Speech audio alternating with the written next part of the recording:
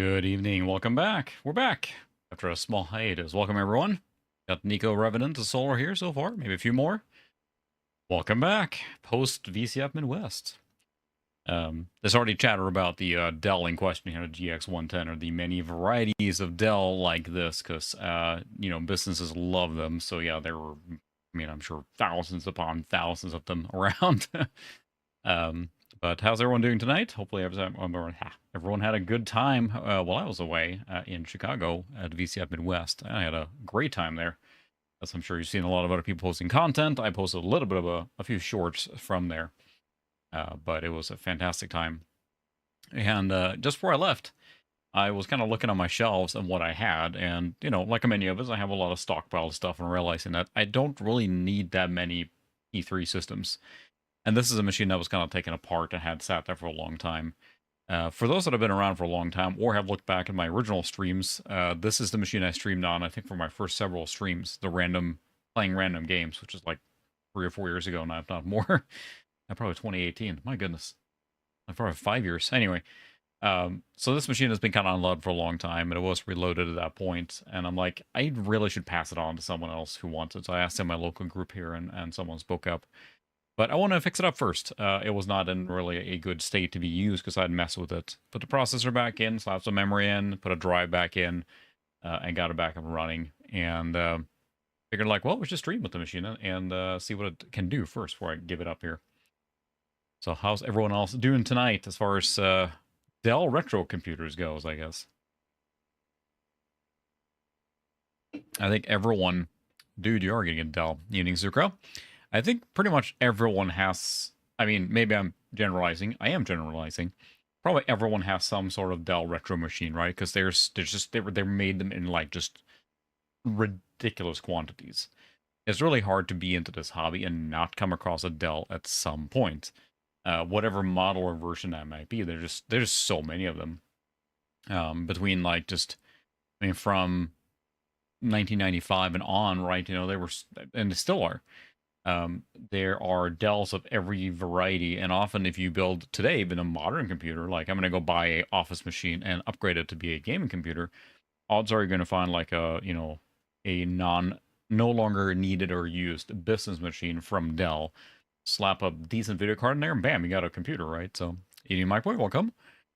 Yeah, so yeah, that's right. You have for server, and people have for XP, and I think that a lot of those Dells from the mid 2000s make excellent machines for server or XP purposes. So, that's right. Sukra, is that a huge Dell server you have sitting on the back of your room there that you're going to do something with? Like I actually was donated a while back generously a Dell server as well. Aspirations for using it as that kind of a retro server. Eric, welcome. And then realizing that I will never do this, and it was just incredibly heavy and loud and just not a very good use of a server. So, for what we have tonight then, even Doppler. So let me do this. I'm going to switch to the action cam quick, which is now over here. And I'm going to see if I can get this. Whoa, here go for flight. Down there. So this is then the Optiplex in question. You probably saw in the thumbnail. It is a Optiplex GX110 with a P3933 in here. And this machine lived its life in a server room the entire life until I got it. So it was a very well-kept machine in that sense because it never saw a speck of dust, more or less. So it's very fortunate in the sense that it was in a very, very well-controlled climate. You can't tell what to do. You're not my real mom. I'll say, Eric, at VCF Fair, you had a kilt on a large portion of the thing, and there were several kilt jokes involved. So Eric was at the VCF Midwest, a fantastic guy here, and he did a presentation on the HyperCard stack, which I think is going to show up probably on the VCF channel eventually. I highly recommend watching it. It was very entertaining and informative. So also, hi Eric, a lot of fun at VCF, so hopefully we can do it again next year. And the thing with those Dells is just, they were everywhere. So it just, again, it felt pretty lucky in the sense that a lot of these machines are pretty beat up because they were used in a business environment. But this one sat then in a server rack the entire life until I got it a few years ago. Like I was asking work, like, hey, is anyone going to use that machine? I'm like, no. Okay, I'll take it then. And I've used it for stream purposes, and now I use it for LAN party stuff. But now I just like I have so many of these kind of systems. I'm like, you know what? I'm just going to pass it on to someone who might appreciate and use it more than I am. So, um, I have not seen any of the workstation stuff. I know that some of those, like, I actually have our home server here as well as a Dell Precision workstation of like late 2000 vintage, and it's pretty much vintage at this point, really.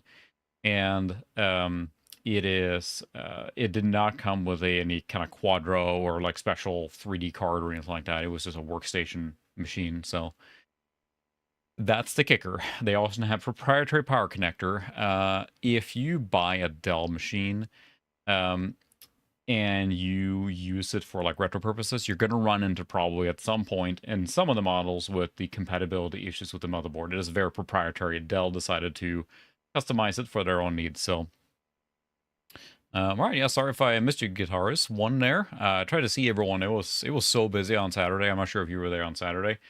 It was nuts. I had to step away several times just to step outside to get fresh air because it was so busy. I mean, it was fun, but by golly, it was just packed. I thought I didn't have to buy a shirt on the night before. I should have gone to the line right away. I beelined instead to go buy some big box games because I saw them the night before.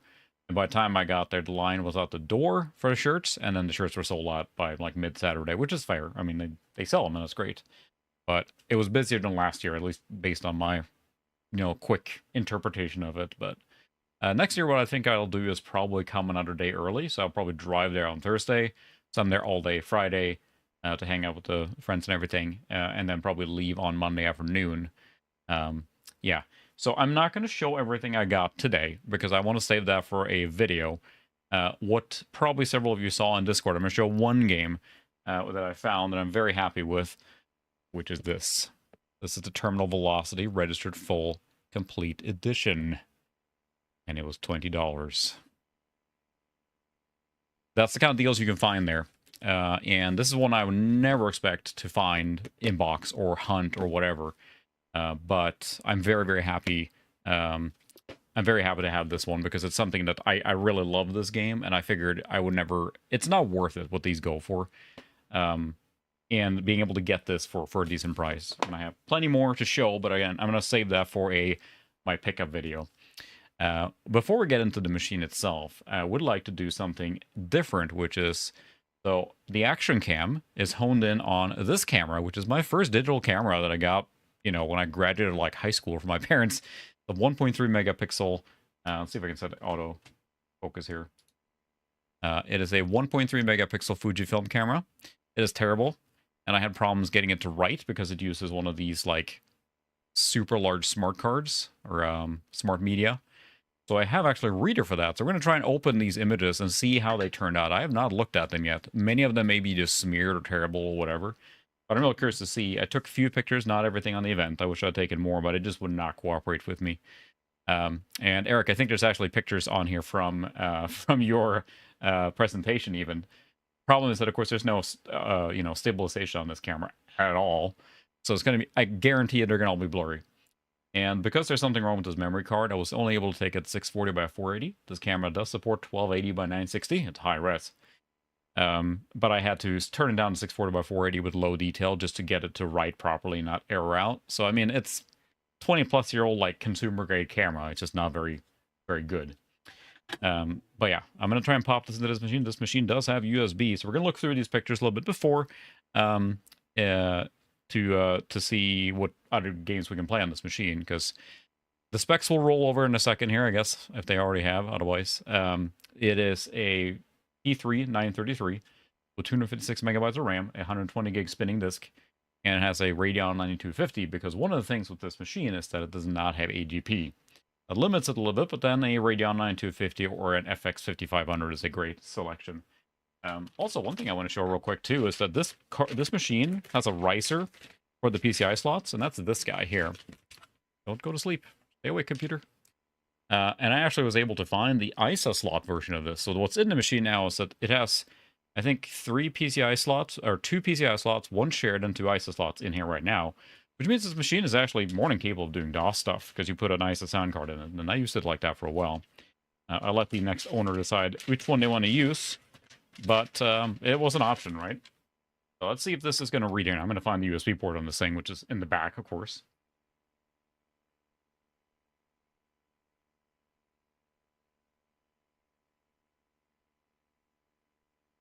Problem.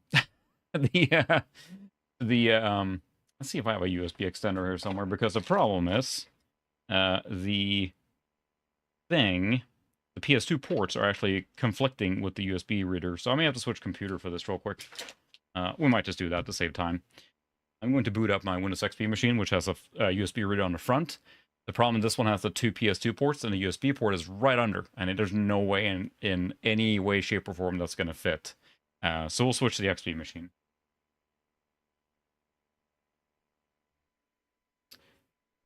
This.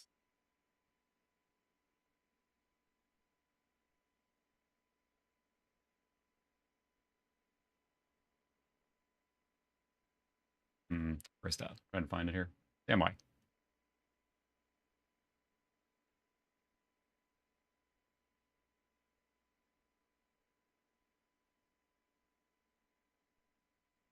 There we go.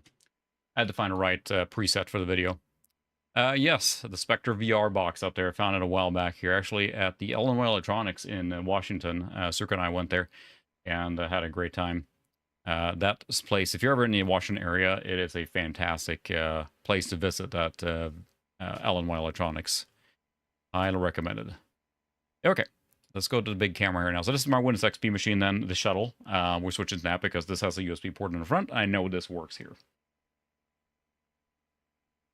So let's see which ones turned out. I have really no idea. I've never looked at these pictures I took. I don't think there's anything lewd or bad. Maybe there's a picture of Eric's kilt in there. Who knows? So we're just going to take a look and see. And of course, because the white balance is just awful on this camera too, everything's going to be like very yellow. It's a camera from like 2000 or 2001, right? So it's not gonna, we're kind of spoiled with phone cameras now. You just pull it up and take a picture quick. So here's a selection of pictures from VCF. Some of them make sense, some of them don't. I probably should have taken more. But this is all I was able to do with this camera, because I would try and basically take a picture and it would error out. I had to wait for the camera to reset. So I started and turn it off, turn it back on. And like, it felt like you're building a house of cards, and anything you did would make it collapse. So I did able to take a few pictures. Let's see, do we have full screen option here? I don't want a slideshow. Yeah, again, these are 640 by 480 at low resolution. So yeah, some of them aren't going to be, you can see all the blurriness and movement, but this is one of the main halls here inside of VCF Midwest. Expect extreme blurriness in every single picture here. Just preparing you for that. But this is the main event hall, I think, on the Thursday or Friday night. And that's when I realized I had to set the camera to real low pixel rate to make it work. And here is just another picture of the same hallway further down setting up. I think I was just trying to take pictures to see if I could like make it work. So, but yeah. Yeah, the thing with the 9250, I know there's a discussion up there about it. It is evening Brett and evening Sam Old. Sorry, I'm trying to keep up with chatter. More people joining in. It's always fun. Yeah, this camera does go up to 1280 by 960. The computer is set at 1024 by 768, I'm pretty sure. So you can see a little more as well here. There's LGR, aka Clint Basinger there. You can see extreme blurriness, the greetings and everything. But that's the problem, is right, there's no way I can hold this stable. I was holding it up and just taking a picture, and the way this takes a photo, especially when low light, it's just like click, right, good. And in that time, anything that moves is going to turn blurry. So that's, unless you're in excellent light or outdoor lighting conditions, this one is just not good without the flash, which is to be expected. There's no stabilization in this at all. But I mean, this may remind you back to the, let's say, suddenly a Clint. Look at that. High resolution LGR. And of course, here is the Wood Grain 486 that we all know and love from his channel. I think this computer is almost as famous as he is.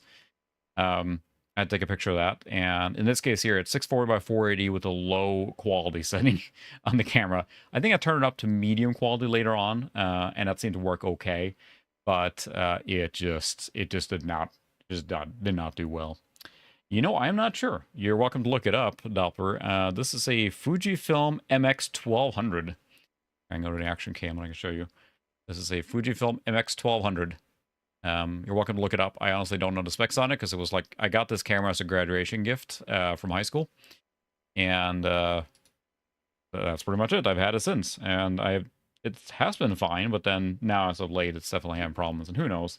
The memory card's probably bad or whatever. So we have the LGR wood grain 46 here. And then we have another picture of the LGR.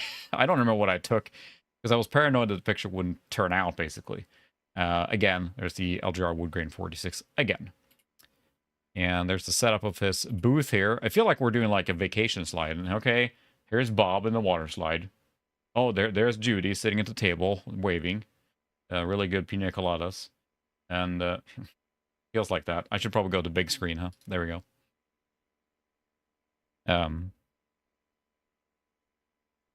Yes, the Oddware Tower in low resolution.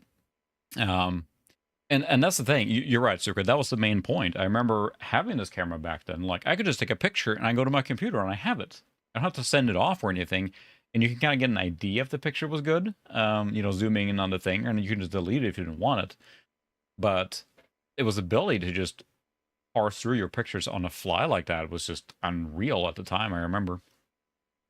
This is during the Thursday or Friday night still when they're setting up, I believe. This is not on the Saturday exhibition mornings. You'll see people still setting up. And there is the Bear PC, of course. Yeah, someone had that, actually. I actually got that. Actually, one second. I did get a Polaroid.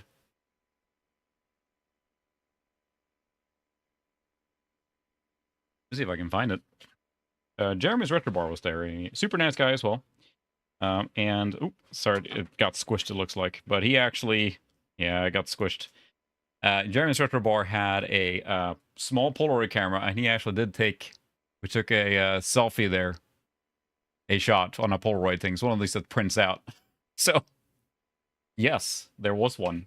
Jeremy's Retro Bar did have a small one like that he was running around with taking pictures with, so that was pretty fun. Let's see what we got now. So here's just another picture of the event center as it was setting up. You can see they're still unpacking.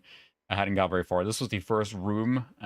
Last year, this room was the presentation room. So if you watched into the videos from last year, on the right-hand side in this photo is where the stage was.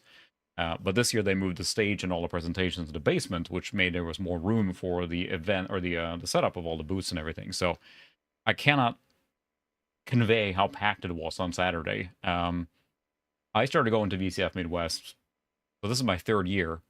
And when I went 2 years ago, I mean, it was considerably smaller. Like, it was kind of busy, but then last year, I'm guessing because I think 2 years ago was the first year that LGR and, you know, some of those big YouTube names came out and showed up, and that probably drew a big crowd. People are there to see them, so. And here we have another picture of... You can see how nice and blurry the text is there. And also, again, the white balance is completely off. As good as this camera can do, right? Yeah. It's a lot of fun. I think the cool thing for me going to VCF Midwest is that, and I'm hoping to go to East and maybe Southeast, Southwest as well. It's just, everyone's there for similar interests. It's super fun to run into people and, like, you know, hey, look at this cool computer. And everyone's excited about the stuff, right? Everyone's there because they enjoy this stuff. And you feel like you're among people that you know. There we go. There's a presentation. I think we're down in the basement now waiting. That's Tom Barber and Mr. McIntosh here. This is, we're just waiting. I think we're helping set up the event that night. We're just helping set up the chairs, I think, the organizers. And here, I think it's on Saturday. And you can see the difference in the amount of people here. But it's just so low resolution. I mean, it looks probably all right now, but it's still just so blurry. But you can see just the mixture of computers set up. There's a Commodore 128, some Macintosh, more Macintoshes. There were so many stuff. And over there, actually, you can see way over there, that's Ron's Computer Videos and Mac 84's booth. And Eric was there as well, hanging out. Eric's Edge. He's in the chat here. You can wave to him through the magic of computers. I was just trying to take a few snaps because it was just insanely busy. There was just so much to see. It's just hard to convey. And I'm not going to be able to portray everything here. There is a great video from Ron and many others out right now going a full walkthrough one of the busiest day and everything. There's a lot of good content. I filmed just a few shorts. Yes, there was. I didn't get a picture of that, but that was awesome to see. There was a beginner soldering class, so there was a lot of people just learning to solder there, which was great to see. There was a LAN party set up. I mean, there was just so many things to do. And I think that just, if I heard right, like there was even like a after party LAN party with people building computers completely from the free pile. So yeah, I skipped the presentation for the YouTubers. I would have loved to see it in person this year, but it was just so packed. It just, you had to get there so early. I just resigned to myself. I'm going to watch it on video afterwards. I went to the 2 outer ones last year and the year before that, but this year I think it would probably have been there an hour early to even get into that room. It was so packed, which is cool. They drew a crowd, but again, you can see how busy it is here. Very blurry. I was just trying to hold up the camera like this, right, and take a picture, trying to keep it steady, which is near impossible. And you can see here the line to LGR just snakes around the entire event there. Hopefully the guy who was exhibiting over here got some good sales going because they had a long line of people waiting. Here's Crazy Ken as well, the Computer Clan, which is not a great channel. But, I mean, a lot of people there to see those big YouTube names. And Clint, of course, is a big draw. I mean, admittedly for myself, too. This is the hallway, let's see, yeah, the vendor hallway outside. So to the left here is all the presentation rooms, and this is the hallway where people are selling stuff. I believe that is the exit to the free door there. And that's, I believe, might be Clint right there, too.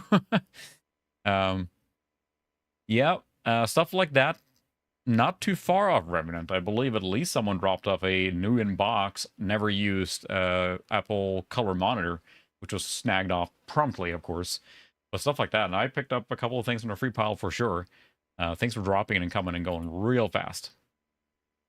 This is the other view of the vendor hall here. The other direction, this is the front of the venue, so this is where you'd walk in normally. And to the right here are all the exhibition rooms, and there are people selling stuff all along these hallways. And there we go. There is Eric's Edge, and Ron McAdams from Ron's Computer Videos. So yeah, Eric's Edge, go check out his channel. Awesome stuff. He is a awesome hypercard developer, which I'm going to paraphrase it and butcher this. I'm not a Mac guy. As I understand it, the hypercard is almost like a programming language, not too dissimilar to Visual Basic in the sense that you design something and you can build a code around it. So yeah. Oh, yep, you're right. That would take care of it for sure. I think I'll try to take a couple pictures here, but you can see, even with good lighting in this room, the camera does an alright job. But like, if we zoom in here, look at the artifacting, and like the sensor here is just tiny for 1.3 megapixel, right? Eric, maybe if you're still here, you want this as your Twitter handle picture there, perhaps. You can see your features and everything there quite easily. That's about as good as you're going to get, right? And I think I probably just took a few pictures from here, and that's it. But this presentation will be on YouTube, I'm pretty sure, from VCF itself when they have uploaded it. I would recommend watching it. It was really fun and entertaining. So, and I think that, no, there might be some more. There we go. I think this is later. This is the Saturday night as the margaritas came out. Jeremy's director Bart and his wife were kind enough to have, this is Steve from Mac 84 as well. And that's Eric, or Null Eric, of Blue Scuzzy fame. And it's just really fun. I think the best part about this is hanging out with all the people there. Everyone's super friendly. Everyone loves this stuff, you know. And especially the margarita started coming out, and we had a good time. It was a lot of fun. I think that the computer stuff and seeing all that vintage stuff is super fun. Hanging out with everyone while doing it is just the best part of it, I think. It gets, again, so crazy on Saturday, but it was really fun to see that stuff. This is probably on Sunday. I'm guessing I'm trying to take a few pictures of that event hall again, or the outside hall. Sunday was a little less busy. Saturday was definitely the worst as far as like busyness goes. If you are, you know, planning. Yeah, that's the thing. See Bluebeard, it was just a welcome, if I didn't say it earlier. That was so fun. It was like everyone's there to do this same stuff, you know. There's a lot of people wheeling, dealing, and flipping, and like, you know, buying old stuff and selling it quickly, which is fine. But most people are there to see the gear, and they're excited about it. When you talk to people, there's just this like excitement about it. And that's what makes it so much fun to be there. Highly recommend going if you have any chance to do so. This, I think, is the free pile at the time. That might be Action Retro, aka Sean. He has a great YouTube channel as well. I'm pretty sure he was digging through and looking for free stuff. Everyone cycled through here. I found 4 or 5 pickups, if not more, from the free pile. Just like someone dropped a computer, and I'm like, oh, I just walked up and grabbed it and walked off. And, it's like a whole complete retro computer. Some good, some bad. You have to be there at the right time, but it was always worth swinging by the free table every time we had a chance because there was stuff coming in non-stop. But yeah, that is definitely Sean. He had a booth there as well. Talked to him. A super nice guy as well, and a great YouTube channel. That's Action Retro. Yeah. Something about normal computing, I think. And I think this is just one of the booth selling computers. You can see how blurry it got just from me moving the camera. But these computers are all for sale. Some vendors sell for reasonable prices. Some I'm not sure. I'm not sure. Personally, I would spend over $100 on, a kind of generic beige box. Maybe that's the computer you grew up with. That's the one you've been looking for, and that's fine. Even a fixed up machine, I have a hard time spending that much on a retro computer that's, a generic, unless it's some grail thing. But that's just my personal thing, because you can find this stuff cheaper or free if you're willing to put the legwork in. Yep, and here's the same booth. You can see how much they had to on sale here. These machines up here had it all fixed up. They had stickers and labels from the Geek and Spiel, who's our premier sticker and label producer, right? So,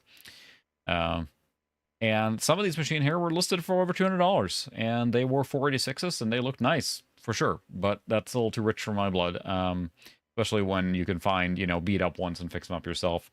And that's fair. Maybe you just want to go in and buy a complete turnkey computer. You can do that. They're fixed up and cleaned and good to go. Maybe recapped, I'm not sure. But you can just pick it up and pay. And nope, no compacts, no all-in-ones that I saw. I think that's the last one, yeah. So this is Hulkintosh on Twitter, but he was selling a lot of different machines, different Macs that have been fixed up, including this one green one. That is a green translucent case for a Mac SE, and it looked great. He even put a green monitor in there, so it looked really cool. But I didn't find any of my Grail stuff. I do have more things to show, but I don't want to do it today. I'm going to show that in a separate video. I'll do a pickup video, because I'd like to, so I can expand and capture a little bit from the things I picked up. But again, the thing I will show again tonight, for those that didn't see it, is the terminal velocity big box here that I found that I'm very, very happy with. I think there is a time lapse actually. Geek and Spiel, I'm pretty sure, had a time lapse camera on his booth, and then also Amiga Rochester was filming as well, a webcam the entire time. But then, yeah, there was time lapses. I'm not sure if anyone had a time lapse on the free table. That would have been cool, because that was just an endless churn of things coming and going, right? But it's just, there's a lot of content out for there. I think I did a few shorts, going there and a few of the day, and I might try and do more next year. I have a hard time doing content when it's so busy, and there's so many content creators there. There's people walking around with phones and cameras the entire time of different variety, which is fair and it's fine. But I'm gonna shut down this computer now because we don't need it right now. We're gonna switch back to this machine. Right. Sleeping. All right, we're back to the P3933, so we'll play some games now or two. We're going to load this machine up. We have some games on there already because we have streamed with this machine before, but we'll try some, common popular hits, maybe on real tournaments, see how it runs on that. So what I have is a KVM. I can actually, if you want me to, I can switch again. Here is my P3 that we normally stream on, right? Right now you can see it's flickering in the bottom there. But you can see this is the gigahertz machine. I have it ready because I want to copy games from it. With the KVM like that, I can switch around like that. Now, the data path has a preset, so I have to change that for every machine I switch to. But yes, the venue definitely, I love that it's free, and that brings a lot of crowd. But I think also I would happily pay 10, 15, or even $5 to $15 to get in there. I think that's fair, as big as it is, and maybe they can allow them to grow into a bigger venue. I know it's, they have an established thing there. I'm sure the rate is good and everything, and it works for them, but it is so packed. But I'm not sure how much bigger they can get from a volunteer organization, right? I mean, I would consider coming earlier and helping set up and tear down and stuff like that too, because I think it would, I feel like they need every set of hands they can get. They do an amazing job, the volunteers there. And I talked to Jim Leonard, one of the organizers there and just thanked him so much for hosting the event, because it is a lot of work behind the scenes. So, yeah, Windows 98 doesn't like KVM switching. I noticed too sometimes. But yeah, that's just a trip light KVM I snagged from work that we're throwing out. You can find those at any recycling shop, I'm sure. It's just a PS2 KVM. It doesn't not have audio. It is just PS2 and video, and it works great for my purpose. Although it does not like mice with wheels, so that's a drawback for sure. Let's see what we have installed in this machine, because I don't even remember. What I'm going to do as well before I hand it over to this next gentleman who's going to own this computer is I'm going to install like no CD fixes for a lot of these games. Then, of course, you can uninstall if he wants to, but we do have, 110 gig, and we're only using 4, and that includes some ISOs on here. I think I even have a lot of, like, I'm going to clean it up a little bit, because I think I have quite a bit of games on here for DOS. Because I did have a ISA sound card in here. I don't have one now. I'll leave that to the next owner if he wants to use one or not. Because, again, this is fully DOS capable with the ISA stuff. So, well, there you go. Yep. It's nice to have KVM and the option it gives you. So, first off, what we're going to do is, I think we're going to copy over Unreal Tournament, for example. And since my 1 gigahertz machine is running right now, all I need to do is go into here and copy it. So, do I not have Unreal Tournament on here? Really? There it is. I must have that. So we're going to drop that into games here. Unless I already have it on here. I don't think so. I guess we'd have it twice in that case. Nope, I don't see any Unreal Tournament here now. So we'll copy that for a second. So this is, let me take a look. I don't remember. Radeon 250. We have the 2006 drivers. We can go into the Radeon control panel here. I think this machine has only had the Radeon ever since I reloaded it, I think. And, of course, it has a DVI out as well, which is very convenient. You can then, of course, get digital out, and you can play on a flat panel if you wanted to, quite easily. Unless you have VGA, of course. But in this case, we're using just the VGA for the purpose of me capturing and also playing on a CRT myself. But the 9250 is a good option when you have a machine that doesn't have AGP slots, which I think you're going to run into a lot with these kind of business machines, because they didn't need AGP. There was no real business need for them, so a lot of them lacked that, especially here, where the entire PCI bus is on a riser. There's no separate path for the AGP at that point. So a Radeon 250 or a FX 5500 are probably the top choices I would probably say for PCI video cards for this era. If you have other suggestions, feel free to drop them in chat there. But those are kind of the standards. You can buy an FX 5500, I think, at this point. It's almost like a new old stock, because I think what happened was that they took surplus 5500 chips and put them on new cards. I think that's why there's a deluge of those cards on eBay, and you can also buy them from AliExpress, I think. And they're a great option because they're quite powerful for what they are. And you put them in a machine that's a little older, and you get good performance. So the AGP is not missing at that point so much. Like, yes, it would be nice to have that speed, but you can have a good experience on a machine like this. In this case, with the 9250 or the FX 5500, which are newer cards than this processor. Because this is going to be like a 1999 processor, barely 2000. And this is also a socket 370, so you don't have to worry about the slot on this one. That makes it even nicer and easier to use. So, hey, Philly cheesesteak. Sorry if I missed you joining earlier, but yeah. Yes, and there are tons of different websites.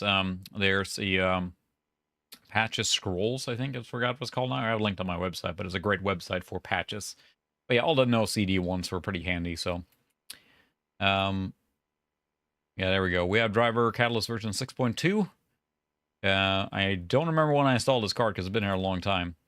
So I'll let you Google if you want to look at that. But yeah, this is a 256 megabyte version of the 9250. This is a really solid video card, and this one does have integrated. Oh, really? Was it that late, huh? I guess so. Well, I stand corrected. I guess my mind was thinking of the 1 gigahertz processor we put in, because it's the 933. I was thinking of the 1 gigahertz of the 100 megahertz bus that we have in the other machine. But it makes sense that the 933 with the 133 megahertz bus was released later. So, the driver date, I think it was showing there, right? You were not interested in a driver version, you just want a driver date. I think we showed, right? It was in, yeah, 2006. So pretty late. This is probably one of the later 98 drivers. I think I probably grabbed them from Phil's Computer Labs website. He has recommendations, I think, for most of the drivers for which ones might work better or not. And I probably grabbed them from there, but, you know, maybe there's some drivers that are better or not, but these are the ones we have right now. Not a video overlay, but we had the 3D settings here. We're unbalanced. Yeah, exactly. So that other machine, of course, that have been messing with, or the P3 1 gigahertz, it's the 100 megahertz bus. So that was a bit of a gamble to find that processor, because the 100 megahertz ones are a little harder to find than the 133 that are over gigahertz, because you're talking about older systems then. But that's what we run on the other machine, which is where we're copying files from. But we're set to just balanced and whatever on here. I don't think vertical syncs this. Yeah, it's set to the preference of the driver. But the 9250 is actually a quite capable card. So let's go into here. We're going to create a shortcut to Unreal. It should run quite well, I would think. I have a whole bunch of CDs for installing here too if we need to, but we'll have to rechange it because I'm sure it's set to glide now. I'll have to check a look at volume and the audio in the game here because I'm sure it's very loud, but I think it's something that's easy to forget and how much fun you can have. So in this case here, this is just a standard business, you know, Pentium 3, whatever, right? And smacking a pretty generic 9250 or Radeon card in here, and you can have a great experience. Not everything has to be uber rare or super powerful, you know. The video driver class name, yeah, it's trying to do glide because that's the machine I copied from, which was glide enabled, and this machine it is most certainly not. So, yeah, there's no glide in here, dude. I guess we can Direct 3D is probably the best one. Compatible with newer cards like the Riva TNT, ATI Rage 128, Matrox G400, S3 Savage 4. Not recommended for earlier video cards. If you have an ITA Rage Pro, Riva 128, Intel i740, or rendition V2200. No, we'll do Direct 3D. You can force open GL, but I don't think that's a good idea for this card. This card is going to be much stronger in Direct 3D, I have a feeling. So, yep, Radeon on 250. Hi. Nice. I think that the MX cards get a bad rap because I have to probably change the... Yeah.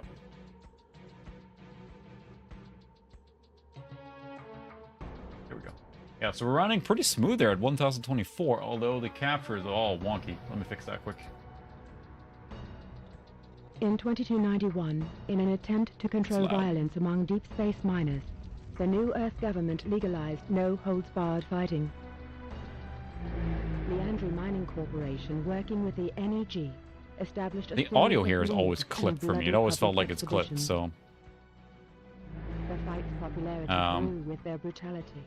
Let me fix the video Soon, here quick. Leandry discovered that the public matches were their most profitable enterprise. The professional... I haven't had a chance to fix up the different presets here, so that's why we're getting this weird, like, box. Selected to fight in a grand tournament. Now it is 2341. 50 years have passed since the founding of Deathmatch.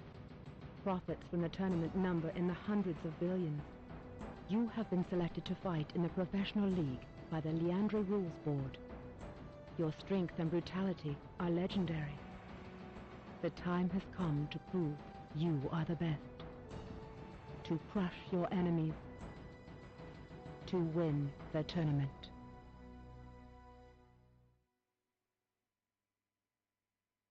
Let's see if we make this here. Come on. I was trying to get about being patient here, but I'm trying to get this to trigger here. Not playing.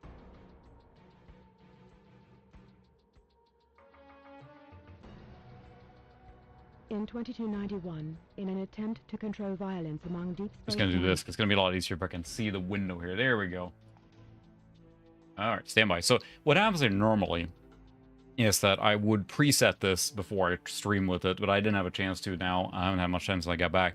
So what I do is I basically pre-configure presets in VCS, which is the software used for capturing, and then it's saved. So then when the resolution triggers, it will stay there.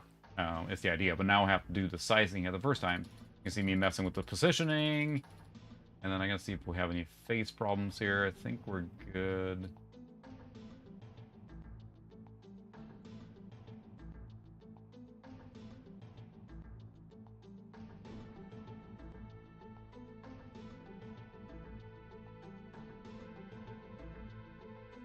So what's happening here now is that analog signals have a phase variance to them. So what you see might be a wavy, you see a little blurriness happening in the capture now.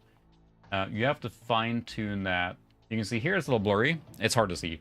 But then the metal now is much sharper here. What I'm trying to do is find the exact sizing that lines up with the signal to make it sharper.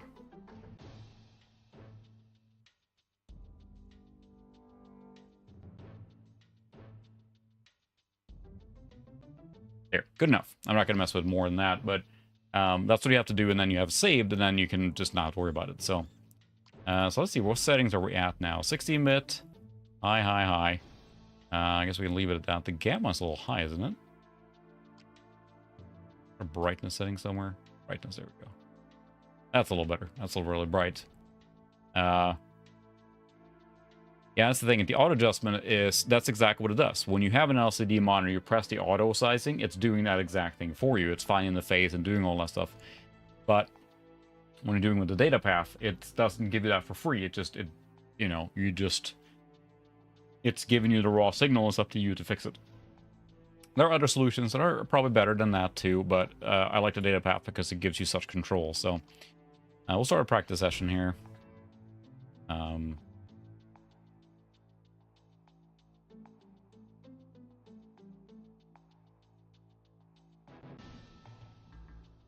Do we have any bots on here? Yeah. Let's see how it runs. So we're at 1024 by 768, a 16-bit color with high settings. Again, with the Radeon 9250, I think it should probably have a pretty good time. My key bindings are... First blood. This is also a little hard to see here, but... Clearly... performance is fine, and that gives you like an idea now. You have now a computer that is quite capable, even though it doesn't have, AGP, and I feel like, everyone's rushing to get AGP, but not many cards took full advantage of everything that AGP bus had to offer. So I mean, it's a fine experience. You could have a lot of fun with a machine like this, right? So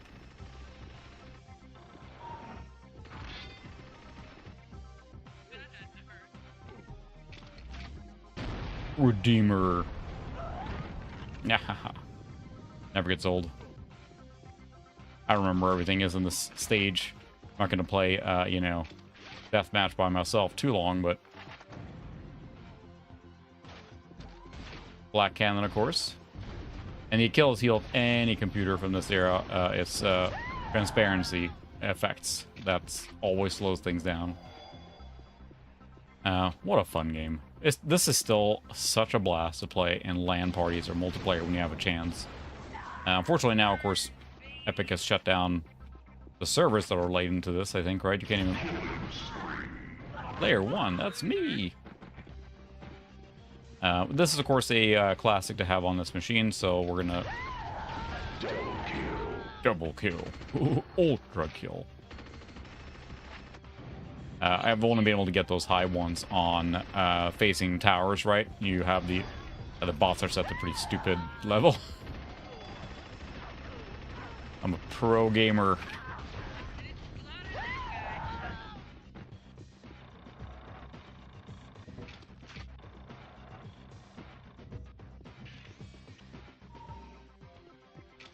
I'm not going to get into playing this, but yeah, it's a perennial favorite for any LAN party. Like, you pretty much have to pull it Unreal Rampage.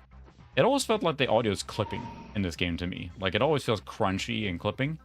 The music is fine, but like it doesn't matter what volume you set the announcer or sound effects. It always feels to me like it's clipping somewhat. I'm not sure if that's just me or not, but especially when they're talking in the beginning of the intro.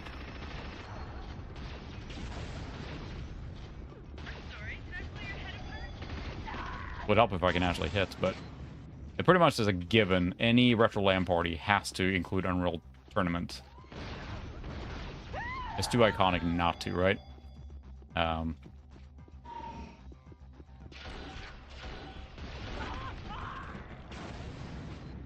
my god, he killed Kenny. Anyone else want some? Yeah, we're not going to play Unreal Tournament too long. Everyone has seen Unreal Tournament, but I think that's a good title to show that it runs. I'm running on a pretty high resolution then, right? A 1024 was definitely in the upper end of what I would consider running in this game back then. You know, you could turn it down, obviously, if you were interested in performance more than eye candy, but this card also is capable of 32-bit color, but I think that's probably not worth it in most cases. But clearly, a dang fine time.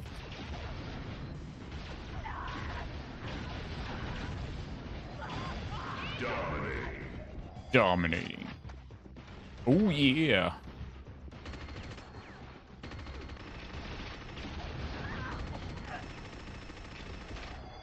Jared's having a bad day there. Alright, good night, Eric. Thanks for stopping by. Go check out Eric's video on Hypercard whenever that's posted. Anyway, Unreal Tournament clearly runs fine. We're going to switch back to the...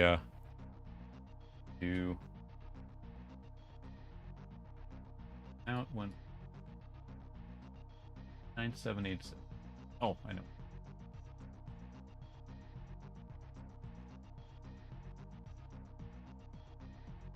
There we go. Alright. So now the image is going to go wonky again here, I think. Yep. The music still playing? I think so. Alright, Mike, thanks for stopping by. Let me fix this again here.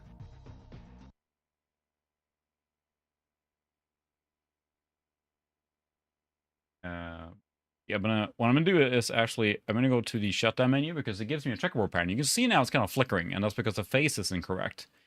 And that's what I need to fix right now. So you can see how much gray I got there. And actually, when I move the face around here, you can see the signal being distorted. And what we're trying to do is find the happy medium. You can see now there is no. If I move the face now, it kind of disappears. So that's what we're trying to do, is to get as clean a signal as possible. Because it is an analog signal and everything that comes with that. So there we go. I'm going to save that.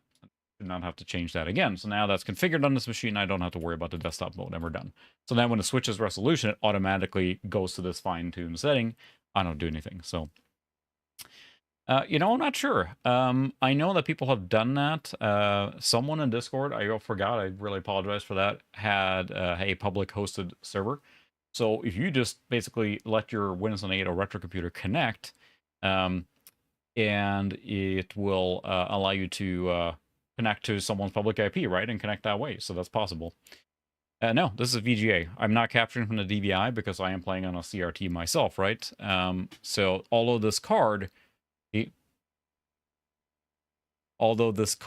have DVI out, which of course is very handy, I am capturing on VGA right now, which is why I have to mess with the signal, because it is a analog capture. So. But a data path dialed in just right can get pretty darn close to pixel perfect. It's not always perfect, but I mean, as good as I think it can be almost. What I'm doing here is I'm actually doing an integer scale, so I'm doubling the picture size in my capture. And then when I add it to OBS, I then use an area scaling to bring it to the 1440p canvas. So it's scaled twice, but it's close enough to the normal resolution to have not as much smearing and everything. So let's see, what else should we install on this computer? We have quite a few games on this other machine here, too. There's a lot of different games on here. I think we don't have Duke 3D. We need to have Duke 3D on here. That's kind of just a given for this kind of machine. Oh, never mind. I already have it on here. That's fine. I'm going to move that into games. And we can see how that runs, because I don't think it's going to run very well, because our sound, this integrated sound card right now does not have Yeah, it's set to that. I think I had a Sound Blaster AW64 in here before. And the problem is that we don't have any Sound Blaster emulation on DOS here now. So this is going to make that kind of a bummer. Bummer.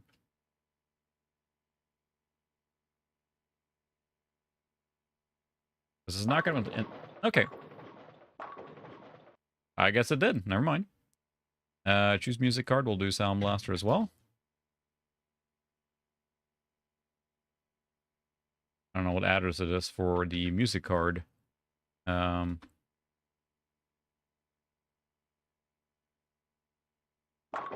weird. It must be emulating it somehow. Because the drivers are pretty bare bone for this sound card. I don't think it even dropped anything here or any drivers per se. No, it's just a setting in here. See if there is anything to configure in here, but a sound, you see it as Sound Max integrated digital audio. The resources is 10. So, basically nothing configured, so yeah, it probably does that for sound effects, but yeah, that's the limitation of this here now. So if you want to make this machine a more capable, like, DOS machine, then you would most likely change that up. Resolution. Yeah, we're all over the place here now. Let me fix that quick. Duke doesn't have the same impact when there's no music, I would say.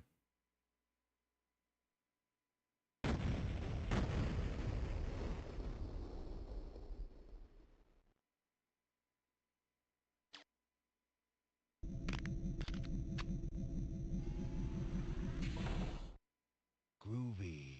Pretty good.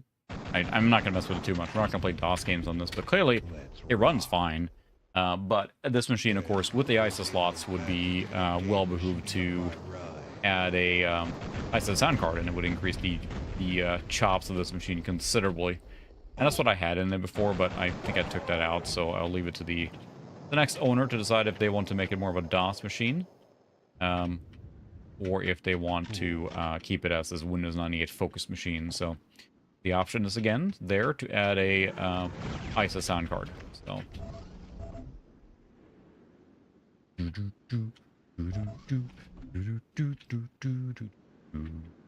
Yeah. It's impossible not to hear it. Splat. What a mess.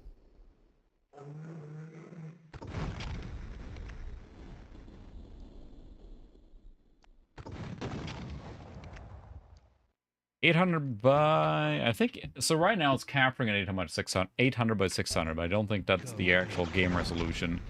This is not running at the, but I think it's just the software mode inside of Windows, right? If you run this natively in DOS, we're going to run better.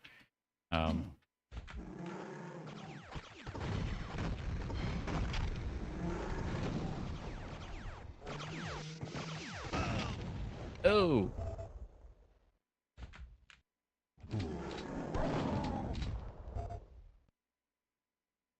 Yeah, I think he tests pretty much every machine he does. He runs this level, I'm pretty sure. So I'm not going to linger here anyway. I just want to show that it does work with DOS games, but it's not the primary focus of this machine. Notice now that I didn't have to adjust anything. It just kicked into gear with my preset, which made it a lot easier.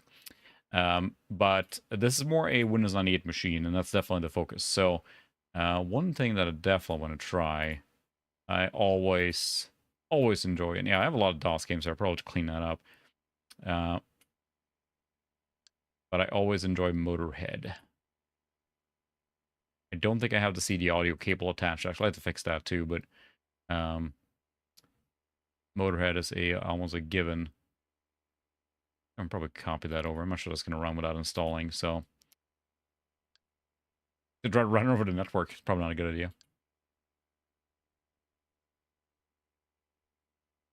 That's why I like having networked, because right now I can just drag a file over from my other computer and it just copies right up, so.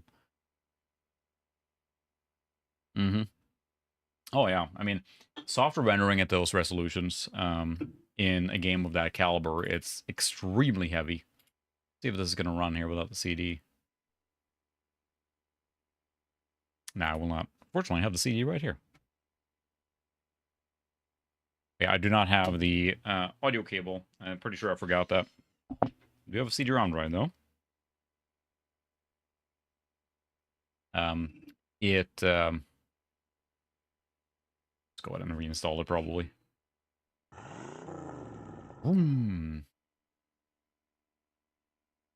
I will add a CD audio cable as well.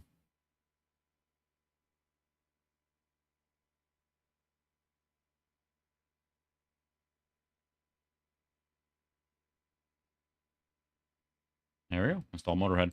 It's just a fantastic arcade racer. I know also, or I was asking in Discord earlier, what we're going to try and play on this, and someone suggested Call of Duty, which I don't normally play. This is going to stretch this machine a little bit, so let's try this next here too. I'm curious to see how well it runs this game from 2003. This is still a realistic machine to have at that point. This is a 98 compatible card or game, but the minimum recommended here is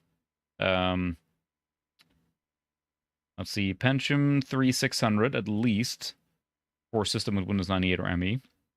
A 32 megabyte hardware accelerator with full TNL capabilities, and 1.4 gig of space, 120 mega RAM. We do meet our minimum requirements, and I do say that supported chipset is the ATI Radeon cards.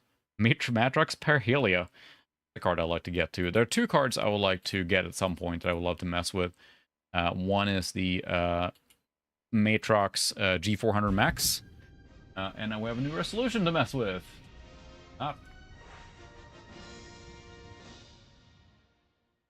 Oops, 6440. This is running 160 hertz, so it's a little fast.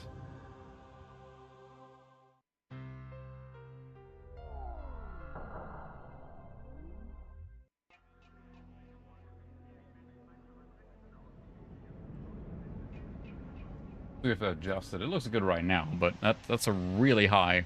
Yeah, this is Interlate's video for sure.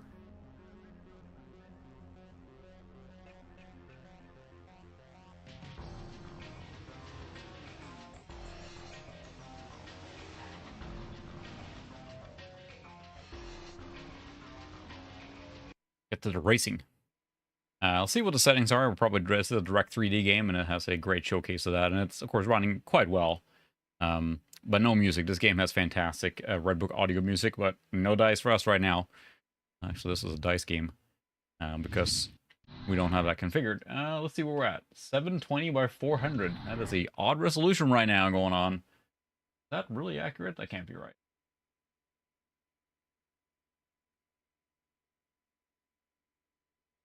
It is. We'll get into the game. Doesn't matter. I'm not going to mess with this too much. It is not showing the whole screen because it is all wonky. We can probably go to 1024. Direct, not software. We want primer display driver. We want on. We want true color. This is a game that's pretty fast, so we'll do max settings here. A quick race. I'm not going to run the whole thing. Let's see. We're going to be at 1024. There we go.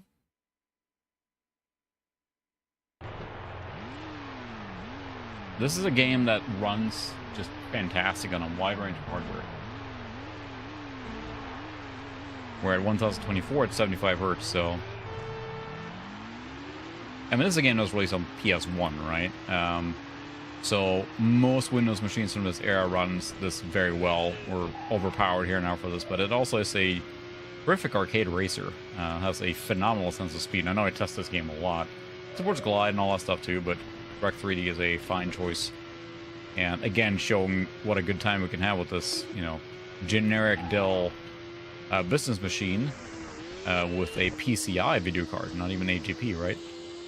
And it's easy to kind of be a little snobby about, so we've got to have the latest and greatest or coolest, like most rare thing, but the 9250, especially in PCI model, I bet most of them were destined for business use. Whoa, hi. You were turned around. Good thing there's no car damage. Most of those 9250s were meant probably later in life as a low-cost option for getting a second screen or something. I don't imagine they were the primary performance GPU. They're more likely a holdover for much later cards. Like I remember installing 9250s in our business computers at work because the one office needed second monitors. And we had to get the cheapest card possible to support it, and we literally bought new in box, I think it was Diablo Tech, Radeon 9250s. Installed that in all the computers, and they got an extra VGA port, and that was enough to run a second monitor, right? And that was a big deal because they went from a single 1024 monitor to 2 of them. So, yeah, I think this game holds up really well. It just has just that great style, and I don't know other games that have the sense of speed as this one does. It is hard as nails, though. You can't make any mistakes, so... And the audio music is great, which we're not hearing here at all, so I gotta plug in the CD into the sound card. Yeah, this game scales really well, too, thinking about the fact that it is a PS1 title, and then also Windows. This is from DICE, I think, or Digital Illusions, so... Yeah, it definitely takes inspiration from Ridge Racer, no denying that. There's never a sequel, I think, to this, so... but, again, showing that you can have a lot of fun with this machine. It's not the most exciting machine, and it doesn't have the most exciting video card, but it can definitely hold its own among the other ones. So, but hey, SatMac, 356, as it were. I'm getting my posterior handed to me, so, no, you never saw that. I think the resolution of the screen there was really bizarre. We're not going to mess with that, so. Well, let's try and push it then. Let's try and install Call of Duty, which we know is still within the minimum spec, which I have the small box for here. And let's see when we push this machine, because this is probably the outer edge of what this machine can do. Yeah, it does have an N64 style to it, so...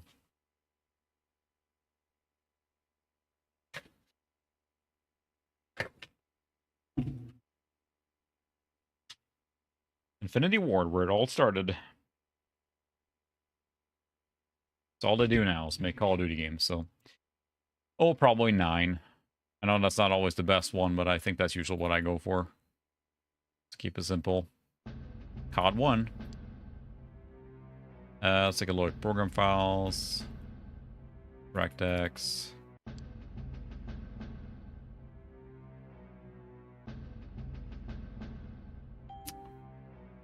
Neat. DirectX 7. So yeah.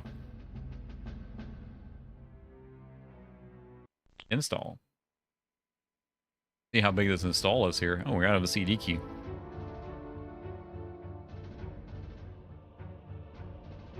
Where is it? I have the... There it is. Don't list his number.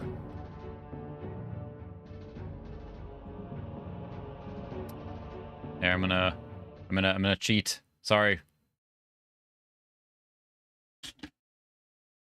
No one see my screen. Ah ha ha.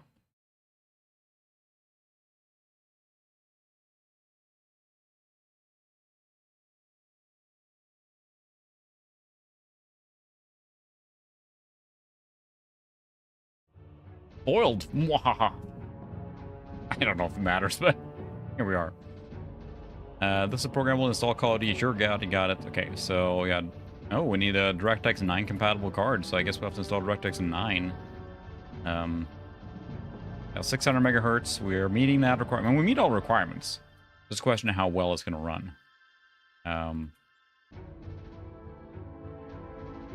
See how long the installation takes now. But it probably will... I'm guessing need a newer DirectX. We'll just let the program install whatever DirectX it decides. But right now we have 7. Yeah, 9. I think it's just like to make it easy, but you're right. Probably 7 or 8.1 are probably the better ones for compatibility. I have definitely run into problems where 9 was not working well with whatever game I was playing in Windows 98. You know, 9 was the 9.0C was the last one, right? To support on Windows 98. That's really the end games for the platform. Certainly not... well, yeah, I guess this one went pretty late because they were even talking about DirectX 9 compatible cards, so... I think the 9250 is a DirectX 9 card, right? I'm just so bad with the DirectX levels. But we'll see how it runs. I'm assuming we're going to run with decently low frame rate. But the 9250 is still from this era. However, of course, it is the, you know, you know, the lowliest version, more or less. I'm not sure if there were any lower versions of the 9000 series cards.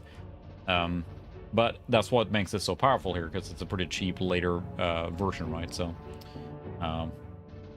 yeah, let's probably play Half-Life 2 as well, and I'm sure a lot of people played Half-Life 2 on a similar machine, so... that's right. Wasn't that a whole thing? It's all with the DirectX levels and what they kind of sneak in there and what they do and everything.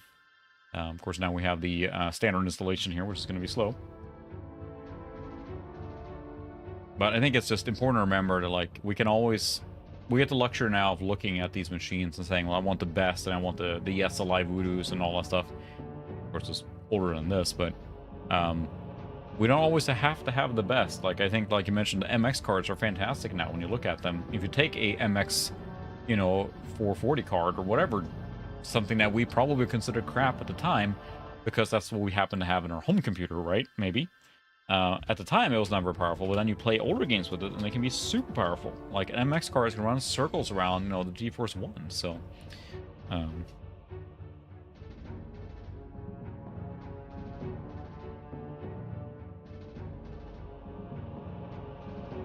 and they're usually dirt cheap, so...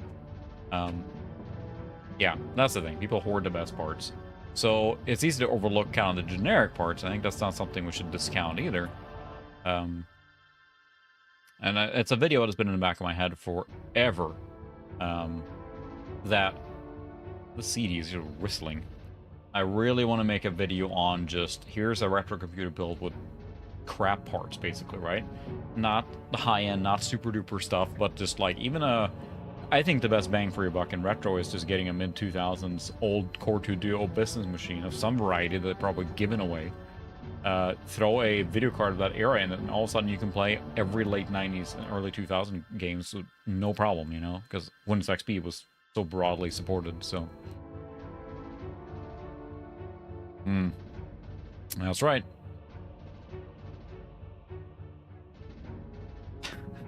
Looking at this picture, Jeremy's retro bar with the Polaroid there. Unfortunately, it got squished in my... Don't put in mouth. Oh, yeah? It was a Fujifilm Instax. Gave a little Polaroid here, but I got crushed there in my bag, unfortunately. The margaritas were flowing freely at that point in the night, so it was a lot of fun. I can't wait for next year again. I'm happy I drove out there. When I drove back, I drove right through a huge rainstorm. One of those rainstorms when you're driving, and the city I was driving through, their road markings were pretty poor. And it got so bad, I was having to lean forward over the steering wheel to look out the windshield to see the road to where I was. And I'm driving, 500 the speed limit on the interstate, and everyone who lives there is just, like, flying past them. Yeah. I suppose that's fair, Doppler. That is the fact that they tied them into that, so... yeah, exactly, Solar. That's the thing. You get so much retro fun and enjoyment from a machine of that era, and it's super cheap. It may not be as exotic as some of these retro computers and beige and all that, but, like, some of my favorite machines I have are this generic freaking... What is it? I can't remember what it is. It's like an HP home user computer, and it has, like, a Radeon 5770 in there or something like that, or 50... something like that, which is, very powerful for the day, but then it just steamrolls anything that's, like,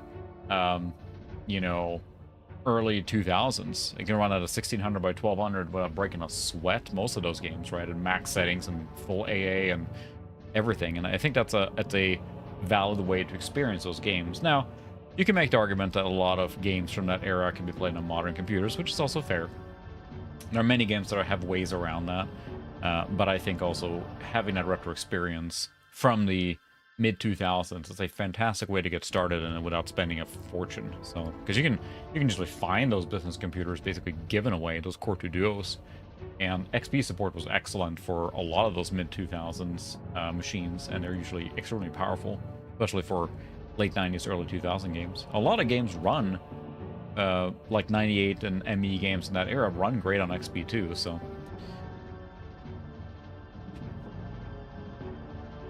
Yeah, I mean, to some extent, yeah, you're right, because now also we're on an x86 architecture in the consoles, which does give you the benefit of portability. Put the CD back in. No, no, no.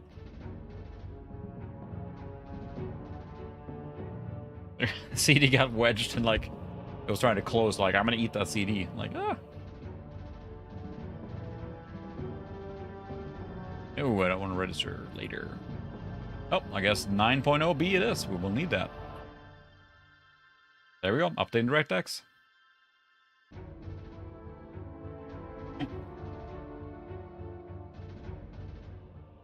And you know, that's what we're gotten right now. Like I always find it fascinating, which is why I enjoy Digital Foundry so much, right? They do those kind of retro plays where they play and compare the games on a console and PC at the same time, and that can be really eye-opening. Because I mean, I have an Xbox 360. I had it, and I still have it, and I enjoyed the 360. I thought it was a great console. I played a ton of games on there. I mean, I played all of Fallout 3 and like Oblivion, etc., etc. Got to restart, so let's do that. And just, you know, there's a lot of good experiences, and yeah, you're gonna see a little blurriness here. I haven't configured this correctly here. I'm not going to bother with it right now. I don't want to hold up people. So, but it just, you know, it's just a reality of it. Consoles sell a lot. And I think still today, it's hard to beat the bang for the buck you get from a console, a modern console now. You know, yeah, Halo 3 was great. I had a great time with that on the 360. I'm hoping to probably stream that at some point on the 360 just because it's so nostalgic for me. But just you can have a great experience on a lot of them, especially today. Like if you want to go plunk down money on a gaming computer, don't get me wrong, I love my gaming PC, but if you're coming in blank, I want to play games. It's hard to argue that a PS5 or Xbox Series X is not the better option to I just want to play games, especially if you sign up for their subscription services. PC is a great gaming platform, but consoles do have the ease factor, to say the least. I mean, I'm having a blast playing through Horizon Zero Dawn finally on the PS5 using the PS4 enhanced mode, right? Which is on PC as well. And I'm sure it's great on PC after a lot of patching, but you can, oh, neat. Cannot read from C. That's nice. That's a good sign. This computer was running well. Neat. Retro computers, everyone.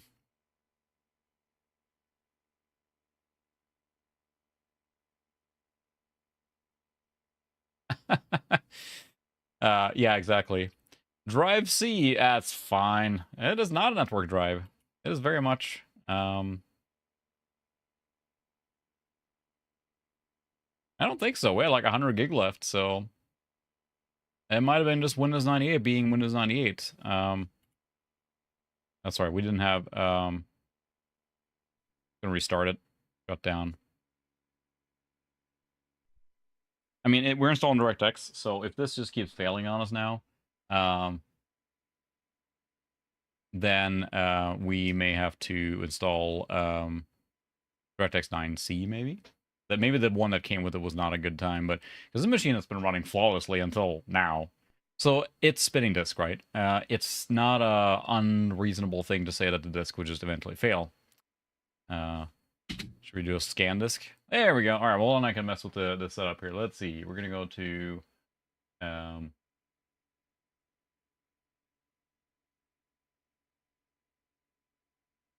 let's see. This should be scaling correctly. Why am I not...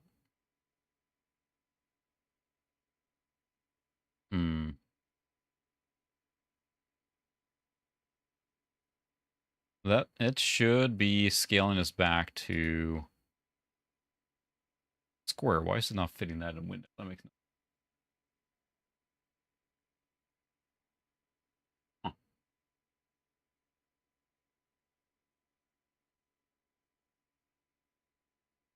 We'll do that for now. So at least you can see it. It is not set up correctly now, but at least you can see it. So, yeah, the PC's like packed it in. It's like, oh yeah, watch this. Usually I scale it. So what I'm doing is that it doesn't matter what the resolution is in my capture, which yes, is 720 by 400, but it's set to scale to the bounds in OBS. I'm only confused why I didn't square it off there, but I just forced it to 1600 by 1200 in the capture. Not perfect, but at least you can see what's going on. Incidentally, any Windows or any DOS stuff you're capturing, if you scale it to 1600 by 1200, it is actually a pretty good aspect ratio and scaling size and like pixel aspect rate. I mean, it's a good resolution to scale to if you just want to be one and done. 1600 by 1200 for DOS gives you a really sharp output. Oh boy. We're going to do a full surface scan. That might be a little ambitious for tonight. I don't think we're gonna look at this whole thing here. No, we're not gonna do that. And that's why a lot of times when I stream for DOS games, I set the capture to exactly 1600 by 1200 and just leave it on that. So.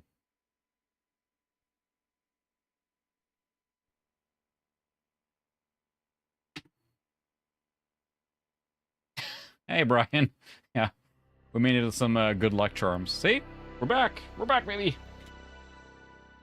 I had a hard drive that was failing, and I think I was wanting to hope that it wasn't failing. It was just some random, spinning disk.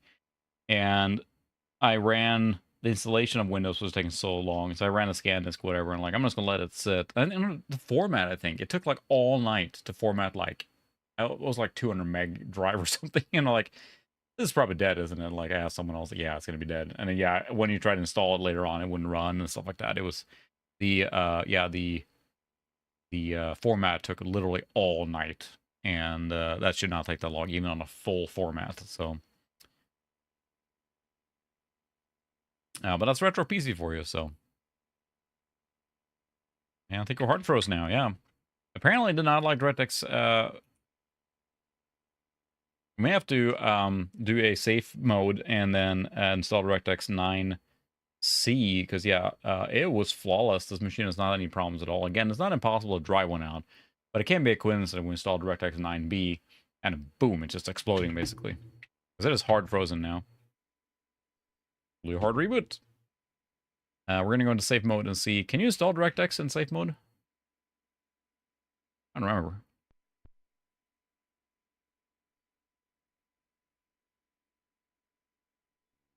And again, I am a little confused why it's not. I don't want to run bad. That's fine. Fine, the drive is. I know I cancel scan disk. It's weird because I have, again, it shouldn't matter what the capture is. I have it set to be the a certain bounding box here. I'm a little confused why it's not rescaling it to that, but whatever. I'm not going to mess with that too much. That's not the purpose of today. Although I don't have networking, so that's a miss here. Don't know that I have DirectX. Yeah. I don't think we can uninstall DirectX. You got to use a software thing for that. We can also reinstall DirectX off the CD.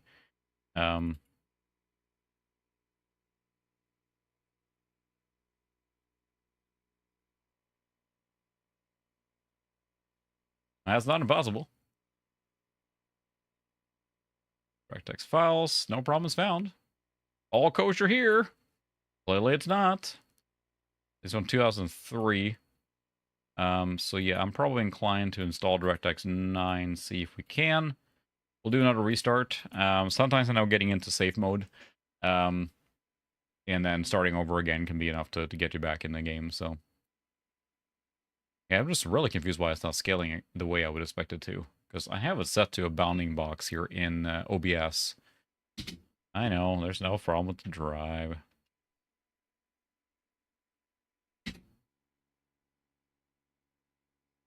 Push comes to shove, it's going to drive in, I guess, reinstall Windows on 8. But this is part of the experience of retro computers.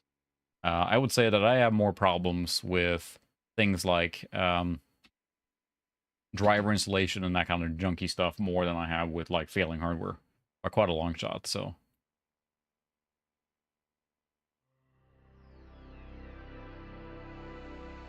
Here, we're going to be dead right away. We're still running. I'm going to see if I can copy. Can I get to the point where I can copy it?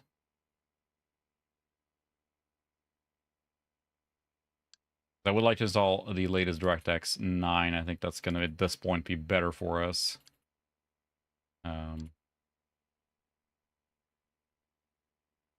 There We're still running right now, so I'm going to take the gamble here and install DirectX 9 on top of the 9C. We're already on...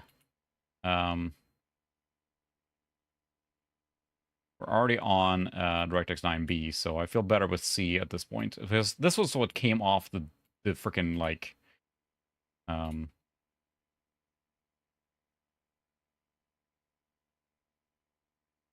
this is what came off the CD, right?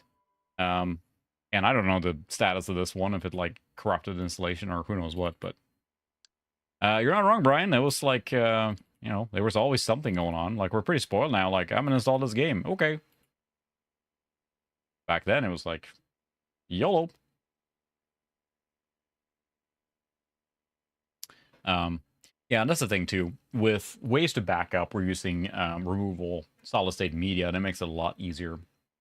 And in theory, you should back up. If you have a retro computer you really love and enjoy, and you have it in a space where it is, you should probably back it up. And I should, too. I just like living dangerously, as it were. And most machines run fine. There are not that many machines I have severe problems with. Usually it's because, you know, you have a bad driver or a bad card or whatever's going on. I know I will not do a full surface scan. Thank you very much. Yeah, and that's the thing too. When my first real like big job in IT, we had Norton Ghost as well. And you had to go, there was a Ghost server running on network, and you take your floppy and you go and put it into the network booting computer, and it would boot up. Then it would find the Ghost server and then image the computer from that. So that's how we loaded machines. So yeah, it's not impossible. It could still be an actual bad drive. You're not wrong, Solar. So we'll see what happens here. At that point, a full surface scan is probably required, but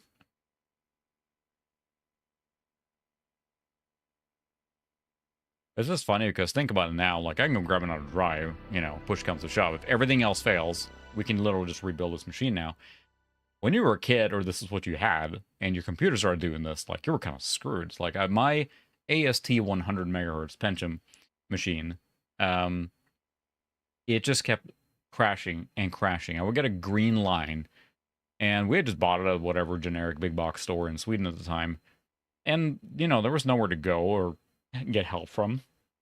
It crashed like 3 to 5 times a day, probably. I just powered through it.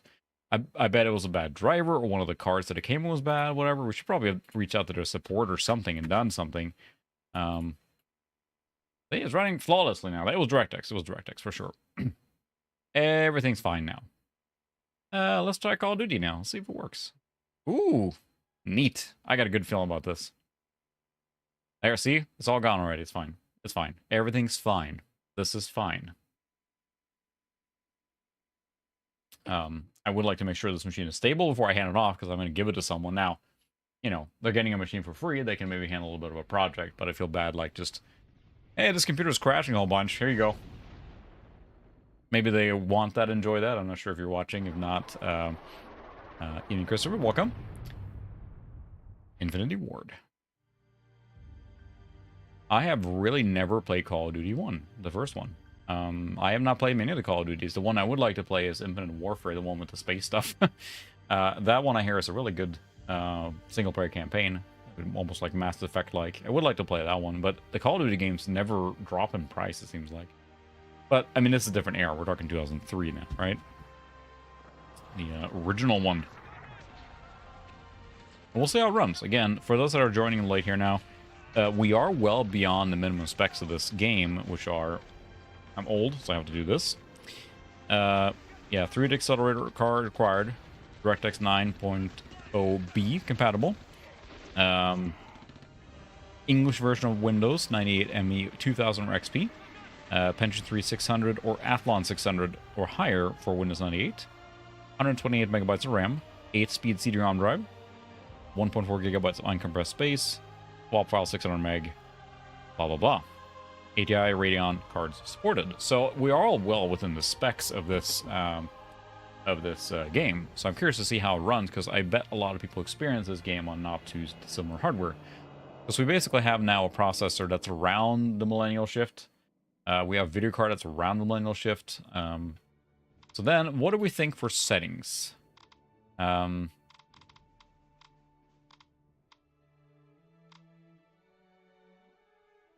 Oh, that's weird. The wavy, is that in the game like that? Did anyone see that? Like the whole like thing is like shaking, wavy. Neat. So we have basically defaulted to basically max settings here. I guess we can try it. We think that's going to be optimal performance settings. No.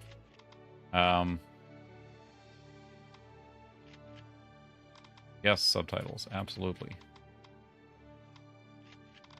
Oh, we have additional performance here. We'll just try out the settings. I guess it's suggested 1024. Oh, it's lowest difficulty level, please. Yes, please. We'll see if the waves continue. It seemed like it was just on that menu screen. I'm not sure what that was, but this system is fine.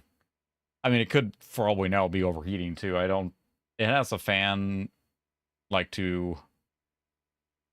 No, it should be fine. I guess we're pushing it a little hard, but there's a fan on the video card, but I may have to consider... I'm not sure if there's an intake fan on this machine. Something I have to look at. Maybe I'll stress test a little bit. Unloading, it's going to be a while here now, but we'll see how well the game runs at this resolution. If it runs this fine... they built their own engine for this, right? This is not based on anything else. Sounds best on Sound Blaster 24-bit. The way it's meant to be played in NVIDIA. Best PC action game of 2003. Top Games of E3 by PC Gamer. Most intense WW2 shooter ever. Call of Duty is a little more generic, I suppose, now. In the sense there's a new one coming all the time. Look at that. Certainly playable. We can turn it down to 800 by 600, but I think this is... Do what they tell you.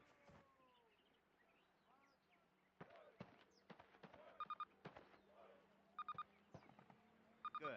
Now check your objectives. You'll notice that your Tab. Approach the sign indicated by the compass star. I'll turn it up a little bit. It's really quiet. Objective is marked by the star on your compass. As you approach your current objective, the star will move toward the center of your compass. Approach your current objective. Can we skip the tutorial? Where you going? Move 5 paces to the left. Now 5 to the right. 5 paces forwards. 5 paces backwards. I'm Approach moving. your current objective. So it's really in Tech 3. So it's Quake 3 engine.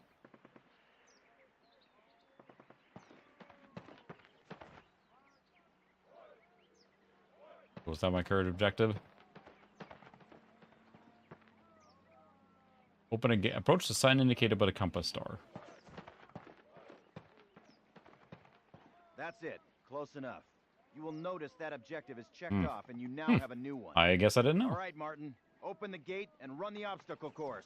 Go, go, go!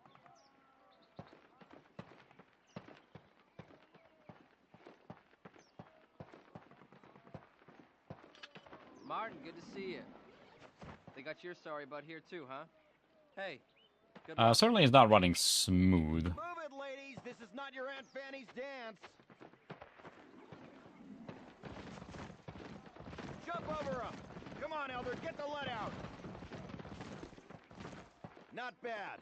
Now hit the dirt and crawl forward under the barbed wire. Quite a movement here.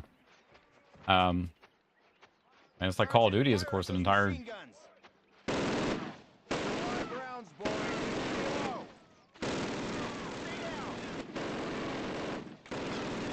Live fire exercise!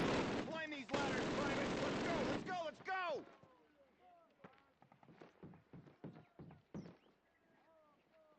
The dreaded... Private Martin, proceed through that door. Sergeant Moody's gonna take you through weapons training. The rest of you ladies, stay right here. A gun. Eyes up, Private. I'm up here, in the observation Force tower. tutorial. Grab one of those M1A1 carbines from the table. To get more ammo, grab it from any loose weapon of the same type you are carrying. Approach the fence and fire 6 rounds at your target. Your accuracy will be defined by the tightness of your crosshairs.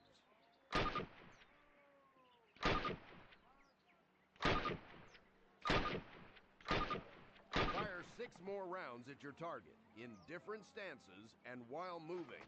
You will be more accurate while not moving, and in the crouching and prone positions. These skills could mean your life. When your magazine is empty, your weapon will reload automatically. Yeah. I was gonna expect that too. I'm honestly a little surprised how All right, Private, move on to the next area. I get to keep my gun? Because I've been running at 1024. We can certainly turn it down to 800 by 600. Grab up a Springfield rifle from the table, switching it for your carbine.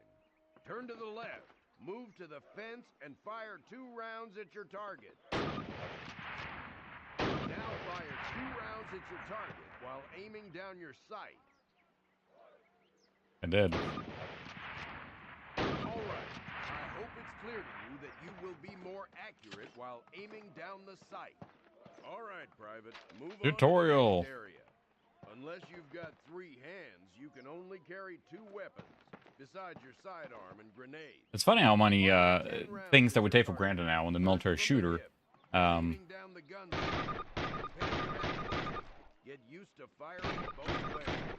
Take a few steps How many while aiming things that down we're the now sight. take for granted in the military shooter genre, which I mean was not a given back then. In close quarters combat, you can hit your enemy with the butt end of your weapon. This is called a melee attack. Thanks. Try it with your Thompson. Don't screw around, kid. This is for real. Now switch weapons, Private. Unless you're as dumb as you are ugly, it may dawn on you that each weapon is good for different situations. Make the wrong choice and you could buy the farm. Mm-hmm. Fire 3 more rounds at your target. Outstanding, Private. Proceed to the Yep. next area. Pick up Oh the man. frag grenades All right, from sorry, the dude. table. Hopefully Pick 'em up. he's alright. So all those darn kids, they get into the. Throw a grenade into each of the openings before you. Rock and fire. Move behind the concrete post and lean out to the left and the right. This will help protect you from the enemy. Going great.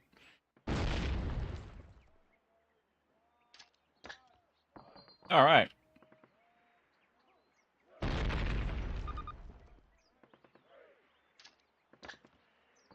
Yeah, all right. Solid. All right, Private. Move on to the next area. Some more grenades, thank you very much. Remember, Private, if you get hurt, grab one of those health kits and use it. Don't be a hero. They will save your Use life. it. Our last station Again, will it's be funny at to see Sport. how many things that, again, you take for granted now Pick 'em in. up, partner. That's a lot of firepower there. Treat it with respect. That stuff doesn't care what it blows up. Place your explosives on the cinder block wall. Note that a stopwatch has appeared. This will tell you how much time you have to get your butt out. Yeah, of it's there really unless you quite want to impressive. get caught. Whoa! I was not Good expecting. job, Private. Well done. Keep your weapons with you and clean at all times. You are. All right, do we get to go into answer the Call of Duty now? Perhaps get to shoot some things. I don't remember if this is the game that has the landing in Normandy. If it was another game, but again, I think this would have been more unplayable. I probably would have, if I played it back then, I probably would turn down some of the settings. But I was not expecting this machine to handle this as well as it is. Also note that we have not had any crashes since we reinstalled DirectX there. I feel in this, whatever happened to be the path, it went from 7 to the bundled 9.0B was probably not having a good time. Baker Company, listen up. This is the big one. Operation Overlord, the air and seaborne invasion of Normandy. On H-hour D-Day, seaborne infantry will attack 5 beaches. Hi there, coasting Zoe. Utah, Been a while. Omaha, Gold, Juneau, and Sword here on the coast There's of Zoe. Normandy. He's Utah and a little harder for her to Omaha move beaches will be around now. attacked She's an by old 3 kitty. of She's a our distinguished infantry lady. I divisions. think she's 14 years old now. At the same So, time, 2 British and 1 Canadian division will hit Gold, Juneau, and Sword beaches. Yeah, she doesn't come down here Airborne as will be often landing anymore, 6 so. hours before H hour, before the air and naval bombardments. Okay, this is the British actual 8th landing then, Airborne so we get to Division have will be some landing here. nice Same extreme time, action the right away. 101st and the 82nd Airborne will be landing in these areas. The Dews River Estuary here divides Utah and Omaha Beach. The mission of the 101st is to capture the Dews River crossings linking Utah and Omaha Beach and to protect the flanks of Utah Beach. This road Oh, here is I mean, the I main think this is highway probably that more of connects the Empire to extreme Lincoln testing in this Peninsula. machine, because we're now firmly in Germans the have troop concentrations 2003 in this era, right? region. But again, if it's running When on the troops Quake are 3 engine, mobilized into a even with counterattack on the small beaches, updates, they'll it's have still to go a along this road. engine The that's still a few 101st years is gonna older, make so. sure that doesn't happen. Baker Company, that's us, has been assigned this causeway here. The Pathfinders, like Private Martin, will be dropped ahead of the main force and will plant beacons on the ground to mark the landing zones. However, there is no telling what will happen once we're on the ground. So I want all of you to learn the objectives of every unit in both the 101st and 82nd.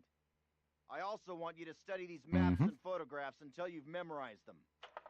We will be landing Sure. behind the Atlantic Wall, between several German garrisons. We can't expect to be relieved until at least several hours after H hour. This is what we've been training for. Good luck. Crazy to think back to then, too. I mean, it's like I don't know many other games, especially in this era, that kind of captured as much just which is why this Call of Duty series became so popular, I think, right? Because it is just really kind of puts you in the trenches for real for World War II, and that's why the World War II shooters were so popular for quite a while there, especially in the mid-2000s. I mean, there were just so many of them. And Call of Duty, of course, stayed with that for a long time. I know that there was a new one every year there on the 360 as well. I know all my coworkers and friends at the time, they were just buying the new one as soon as it came out, and that, basically still going to this day. There's a new Call of Duty game, I think, almost yearly, and this entire industry around that, more for the multiplayer now than the single-player campaigns, but everyone I knew was buying the new Call of Duty when it came out, and they played the campaign right away and talked about it, so. Brass are sending in the airborne first. Loading for a long time. Yeah, I believe it. Whoa!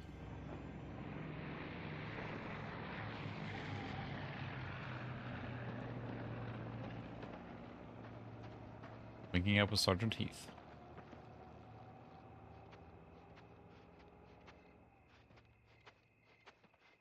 The bad guy?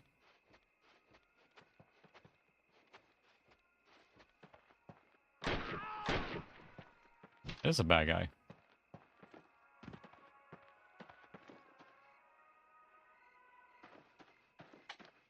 Hopefully it wasn't. Yeah, well, he's dead now. We're not gonna go in there. So literally just, they don't have the capacity to have like a big scale for war here, so they're just kind of like sending you in straight with a single person. That's a radio beacon. Oh my. Let's turn down a setting to 800 by 600. It definitely, I mean...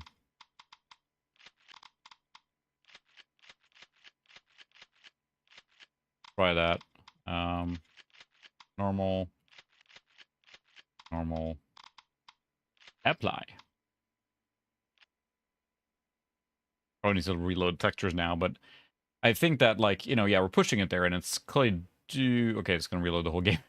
I've let it crash there, but, see where we're at now. That's 800. Go. 119 hertz. Gotta set that up too.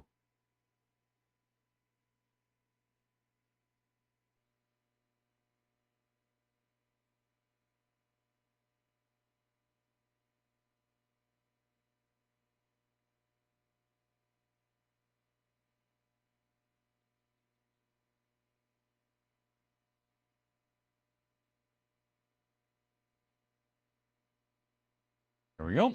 Messing with the settings here.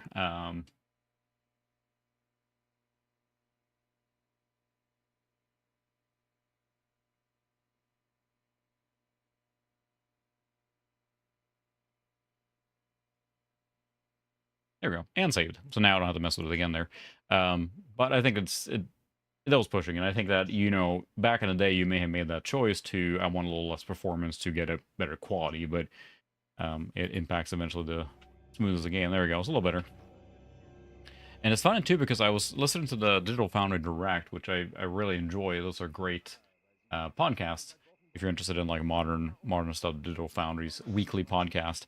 Kind of my favorite to do when I'm driving. But they talked about how back in the day, you know, we had this micro stutter. We didn't know what it was. It's just like, it's just all cards had to do. And that was the frame time. You know, no one really thought about frame time delivery, how long it took for a frame to be delivered. Not just frames per second, but just how long it took for the single frame to be delivered. If that's not smooth, you get stutter and jitter, and that's what we don't like today, right?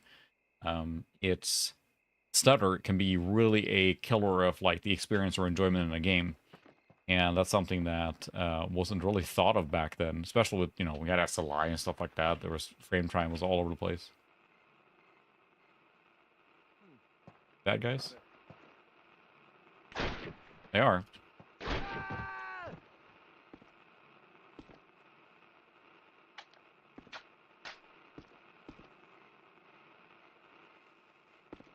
Oh, just a beacon. It's funny because someone probably who has played this game a lot is sitting here screaming at me like, do this, do that, like I have really never played this game. I probably should give it a fair shake.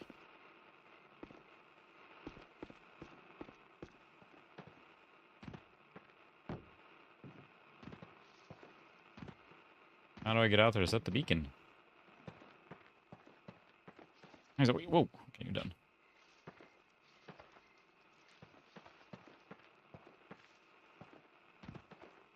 Can I not get out there?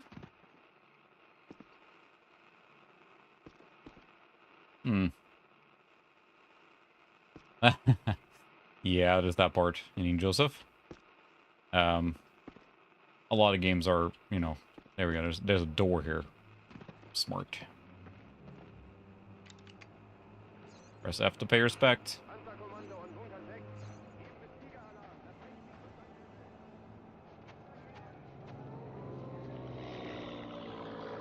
Hello.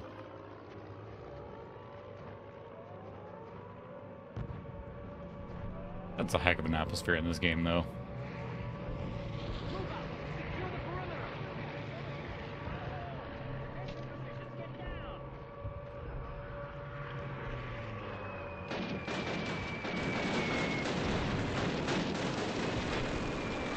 I can't see anything. Ow.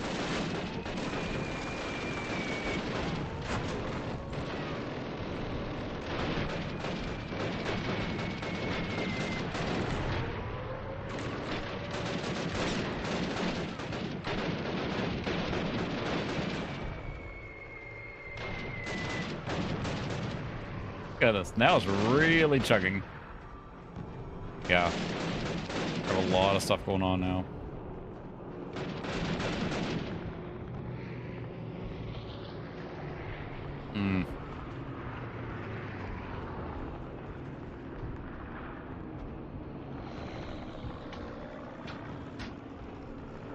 It's really cool, but yeah, if you were to actually play this game, I think you would enjoy it more having on a faster computer or, you know, Windows XP, right?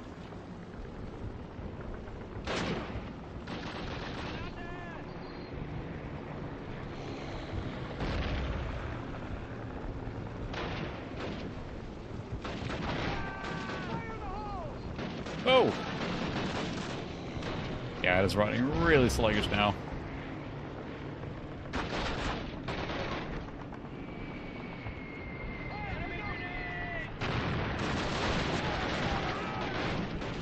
How about Rambo? Playing on easy difficulty. You can't stop me.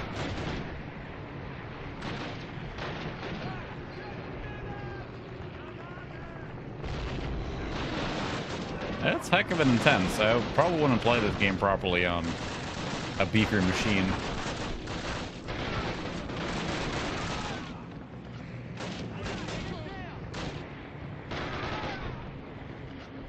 Yeah, it's just, I know they returned to World War II as well because it's just such a compelling, you know, setup and environment for drama, and it's a war, so. Everybody move! Come on! won't play this too long, but it's still just it's handling it right. I mean, yeah, it's not super smooth, but I mean, you would have played this just fine back then. If this is the machine you had, you know, late 90s, mid or 2000-ish machine, and this game came out and it would run it. So, yeah, there's that part. It definitely was not smooth or nice, like as far as like color. Yeah, definitely washed out. But a CRT, like you played maybe on that, it looks really nice. The black levels are great on the CRT, but then you capture it and it's just kind of blah, right? So.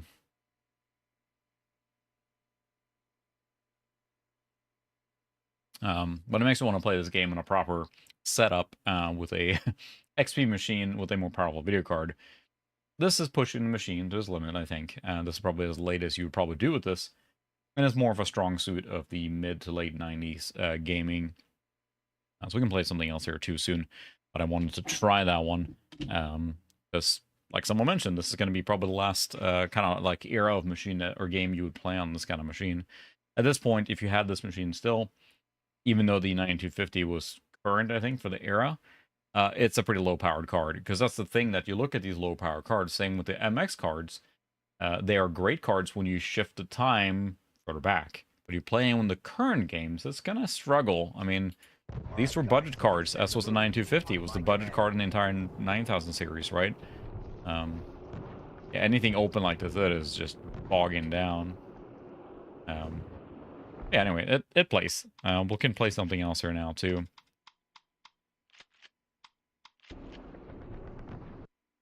But I think that a good experience, this is probably not. You can turn down settings even more.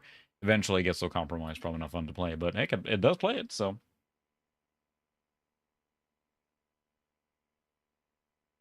Again, that will be the extreme case of the last one, so.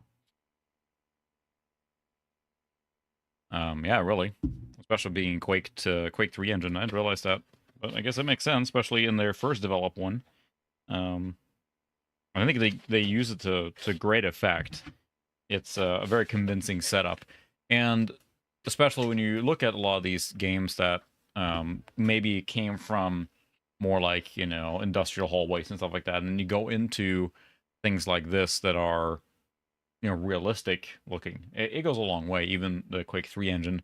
Because a lot of those games, like, I know there's other military shooters from that era too, Return to Castle Wolfenstein, nothing else, uses Quake 3 as well. And it can be used to great effect. It's funny, speaking of Direct Digital Foundry, I was listening to them talking about, they had a Q&A where they talked about why doesn't Bethesda for Starfield and stuff like that, why don't they use like id Tech 4 or 5, whatever tech they're on right now, for like, you know, the Doom Eternal uses, and it's such a smooth, fast engine. And they kind of laughed at the notion because they went back and thought like, well, imagine in 2016 or 2015 when Doom 2016 is being developed and Todd Howard walks in and says like, hey, I need to retool your engine so they can simulate 20,000 potatoes falling out of an airlock, you know? It's not the strength of the id Tech software there for fast first-person shooters. That's not the strength that Bethesda needs in their engines or in their games at all. Because, I mean, you look at Starfield now and it just simulates an absurd amount of physics interaction all flawlessly. So that's, you know, that's their focus. So let's see what else I have stacked up here. We can also look. Ooh, that's right. I wanted to try this because it's an awful game, but I wanted to install it anyway. This is XCOM Enforcer, which is an offshoot on the XCOM games, and it's a action game.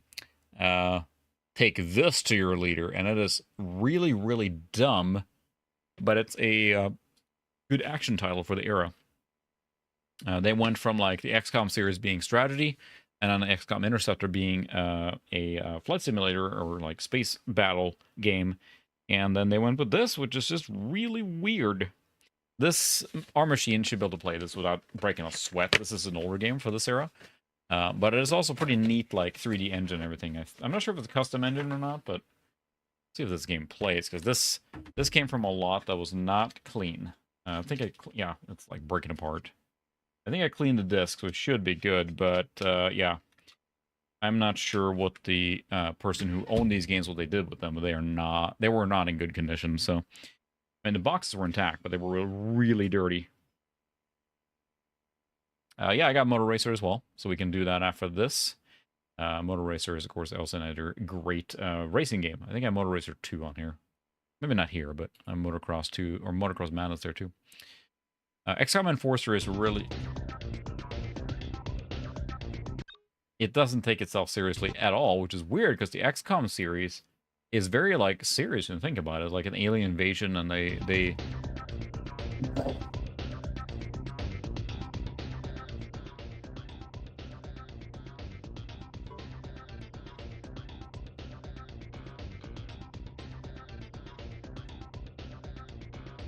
And this game doesn't take itself seriously whatsoever. It leans more into the Mars Attacks kind of thing of it, instead of the very serious tactical XCOM games, and then the quite serious, you know, spaceflight shooters. So,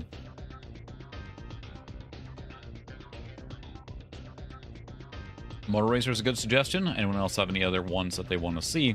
I do have quite a few games, but kind of want those like interactive things there. Why have I not seen LGR cover that stuff? Freaking like a driver and like a kitchen and stuff integrated into a game. They talk of construction too. NASCAR Heat, Grand Prix 3, of course, Roller Coaster Tycoon. This machine is a prime era for that as well.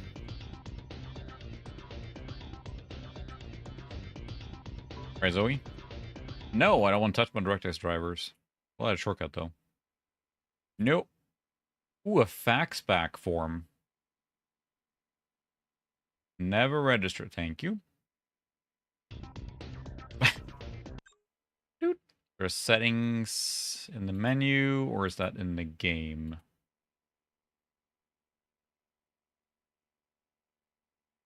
I guess I just play the game. I have played this before. Oh, there you go. So, how do we say it runs on Unreal without saying it runs on Unreal? Because this is exactly, it's exactly Direct 3D here from, yeah. I really, I've had an idea for a long time now. I mentioned it before, and I would like to do like a mood setting installation video. You think back to Command and Conquer, the installation process there is awesome, right? It's very mood setting. So I would love to make it a, not even talking, but just like, here's the installation process, you know, having the machine set up, bringing the game out of the box, popping it in there, capturing the installation, all the stuff, like having the mood set before the game starts, because a lot of those installations were awesome. It's a lost art now, I feel like. Not many games do that, of course. You just click install in Steam and you wait.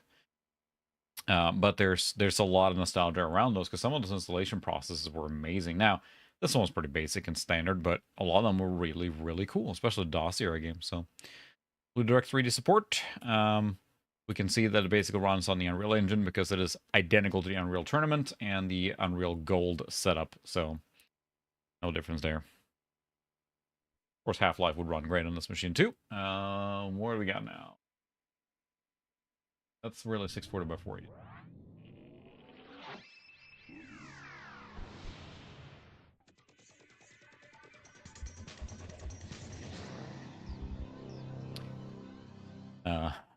Winamp, it really whips the, yeah.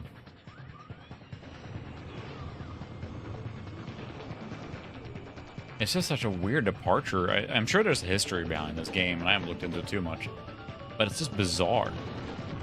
XCOM, Earth's top secret extraterrestrial combat unit. The place, America, early 21st century. The mission, eradicate the extraterrestrials. It's like a reverse, like, destroy all humans kind of thing going on. Alien forces have invaded Earth and are terrorizing the population. To combat the sinister threat, a lone XCOM scientist has created the Enforcer, a high-tech fighting machine made of earthly robotics and scavenged alien technology.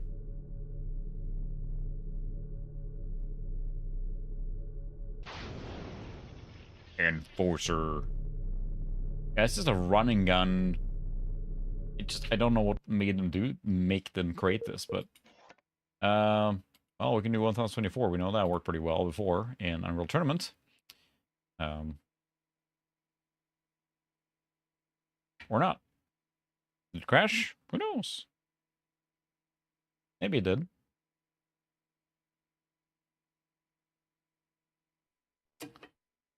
There we go. It just took a while.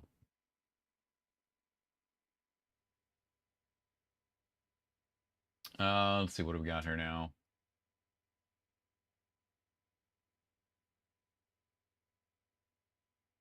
Seven, eight. Oh. Stupid. Here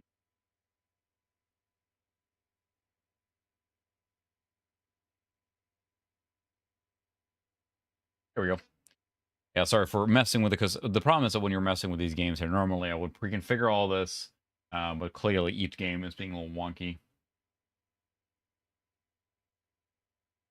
Slightly off, but there we go. So 16-bit, high. We will leave it at that. Control, so I should probably rebind that, because in Unreal Tournament it was only arrow keys, and that's very confusing. There we go.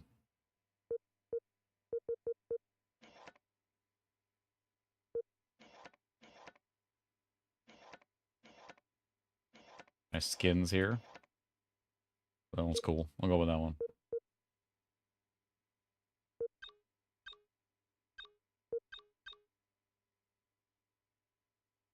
Use your enforcer. Free caching. I don't, again, know the story behind this game, because it is just bizarre. Flashing light warning, I guess. It just, like, here's a third-person, like, tongue-in-cheek action shooter set in XCOM universe. I don't know. It's so weird. I'm not sure if it came from. I know there was a. I created it. Well, Ooh. you are. I am Professor. The sound was not having a good time there. Well, there is no time for explanations. My lab has been invaded. We are under attack. You were so close to being complete. And though you've yet to undergo a full Yeah, the sound's not having a good time, but again, we're using integrated audio, so. Listen, Enforcer, I designed you with one purpose in mind. To rid this planet of the alien menace and save the human race. The alien Save the human invaders race. draw nearer with every I'm not sure what last game is. Time is fleeting, Enforcer. What I would love to see is, maybe there already exists, like a revival of using the Unreal 1 engine. The same way we saw with the build engine be used in, you gotta lift, a little bit lift.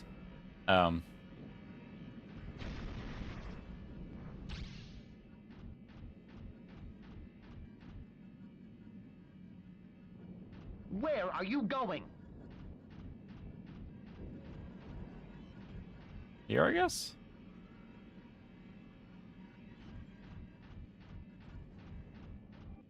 Oh, there they are, Enforcer.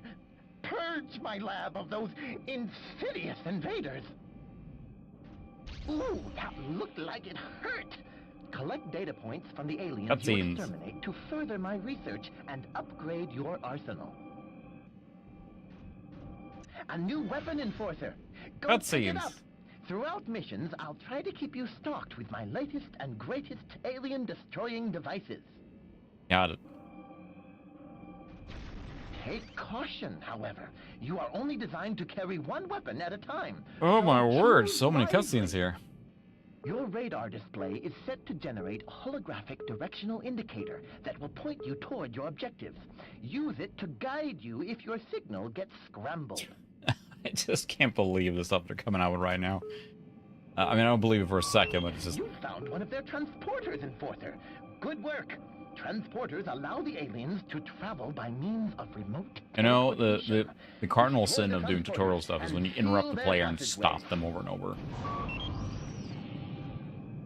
Ah, you found your first power-up. Holy Go grab it to absorb buckets. its effects.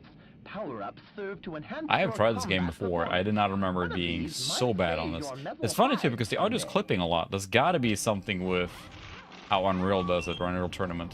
This is clearly the Unreal Tournament engine, so...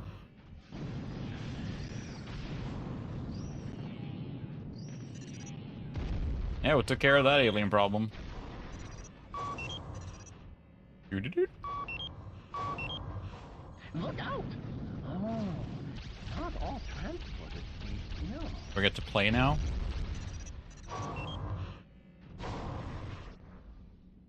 What's back here? A searchable item. Hold on to it, Enforcer. Ooh, look at the movement there.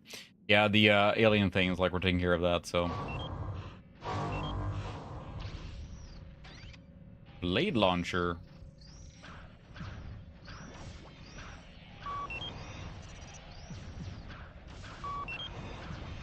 Exceptional work, Enforcer.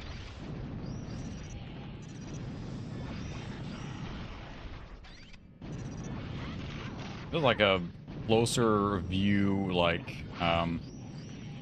expendable.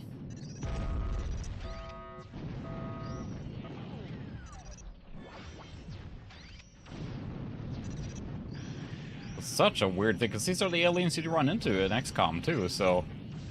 Alright, Solar, have a good one. I'll see you next time. Annihilation.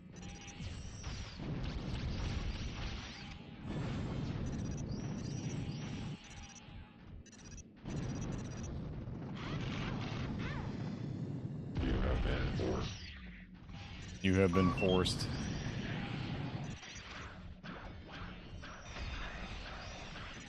Combo. Combo.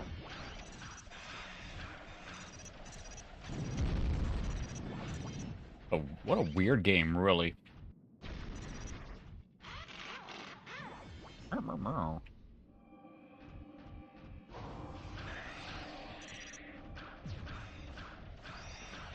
Oh, it's not bad, but I think it's pretty, if I remember right, playing this earlier, it's pretty repetitive. You just kind of do this in different environments.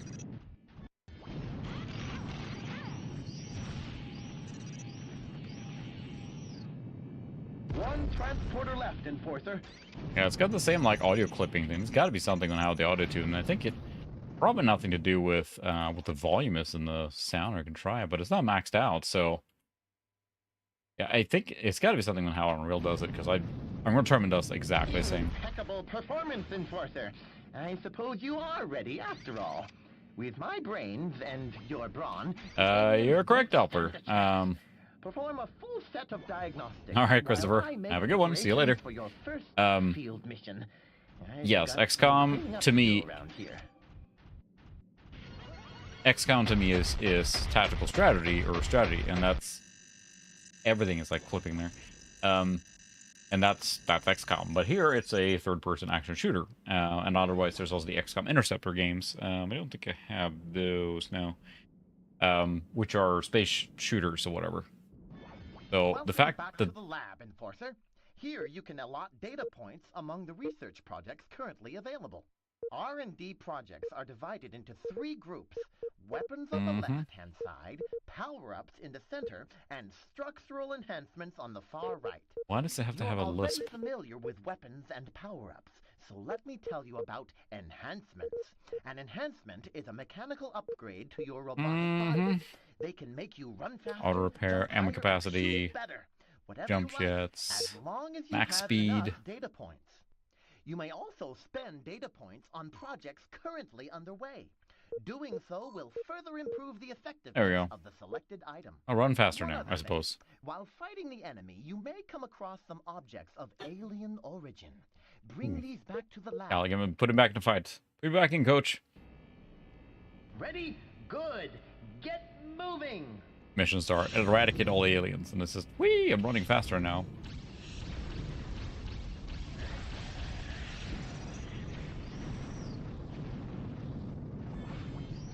And it's just, I think the game is basically just this, and it feels like a, kind of like a rush job in a sense that it was supposed to be something else and it ended up as this. AC. Only 19 more to go. You did it, Enforcer. It's deactivating.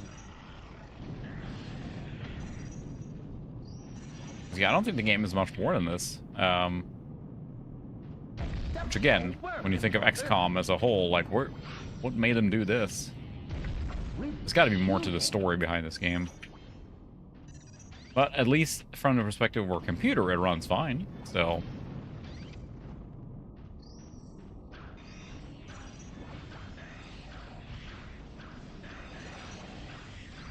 Combo. Nice shooting.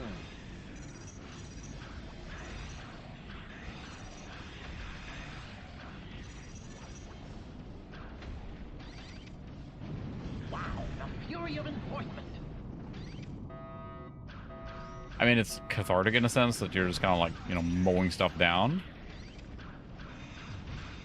So that's neat.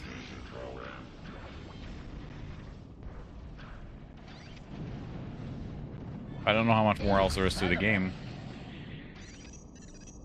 But it's got to be, it feels like they were developing some type of game and then changed it.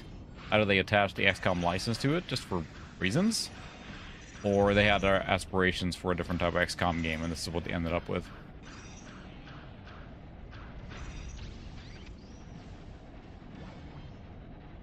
Try Motor Racer next year. I know that was suggested there, but if other suggestions for games, I can find other ones too, but not really, no. This could probably be in first person quite easily.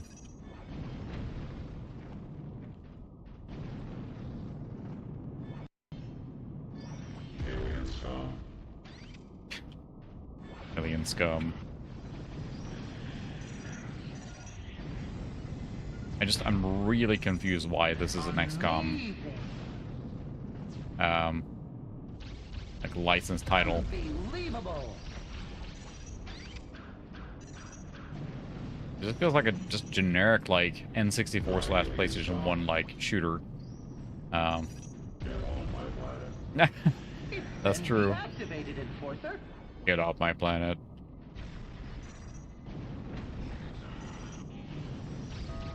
Oh, that was nice. Silly commentary.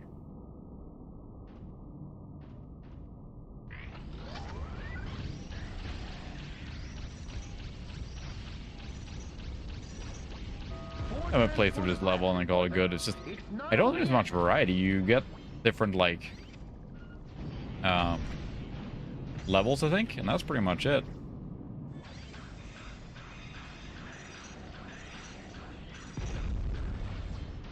That would be like, you know, your office or works or something from the era, but yeah, I don't have anything in particular that's productivity software from that era.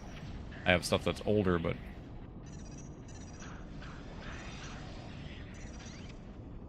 Bleep, bleep, bleep, bleep, bleep. Anything down here? Nope. Can I get up here again? I cannot. I gotta fall all the way down. Very floaty, too.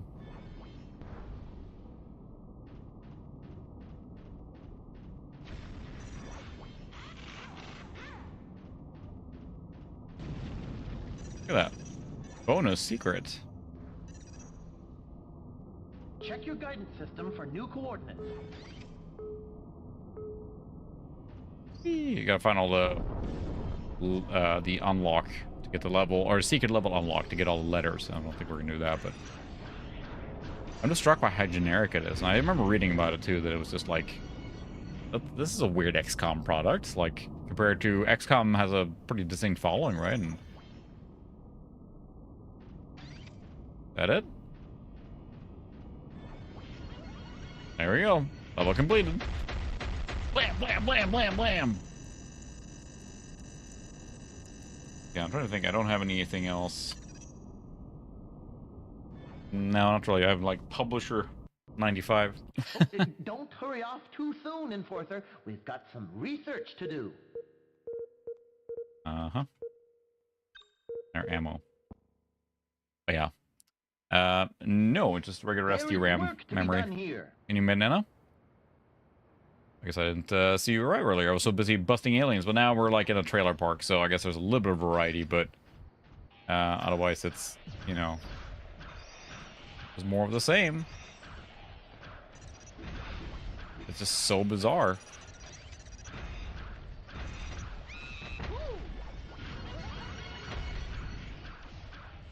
I don't understand. Well, it's fun, I guess, but it's so mindless and like...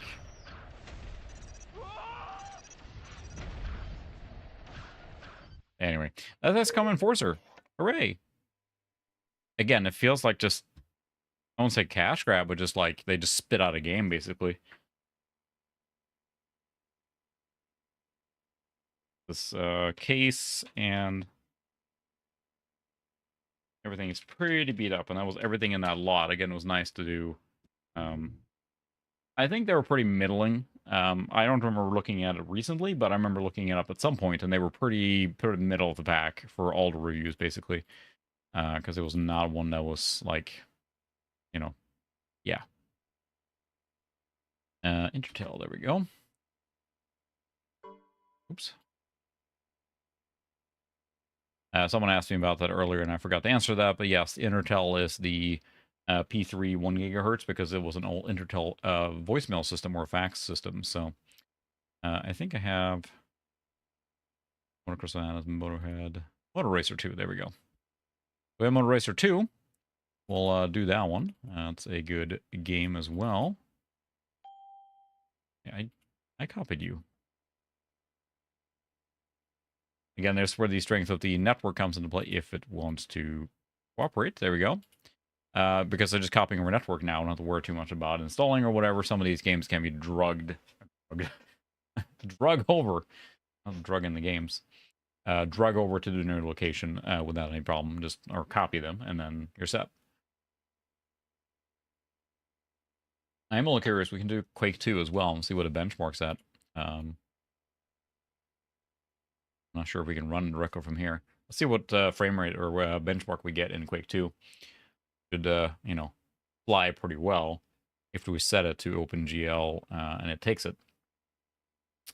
Yes, there's still 100 megabit network card. There's that part. This is, of course, integrated. Or not, of course. This machine has an integrated network because it is a business class machine. And I think most of these machines that were business targeted had built-in networking because, I mean, that was kind of like a guarantee that they were going to need networking. Let's do let's see if we can go into Quake 2 here without any fuss. Boom, boom, boom, boom. Oh, my. Although it is... There's something deliciously chunky about... I would like to do a stream at some point where we just do...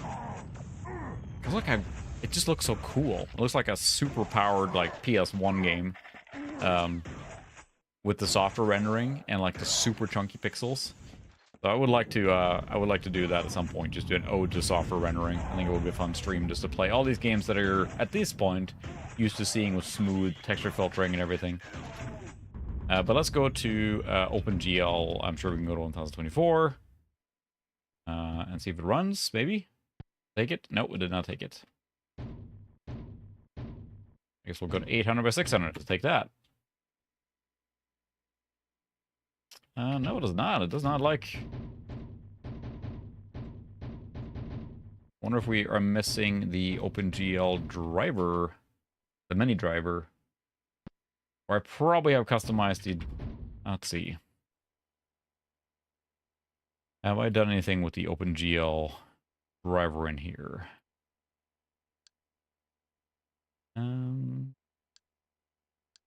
Well, that's this one right here, the OpenGL 32. I think we probably need to grab the OpenGL 32.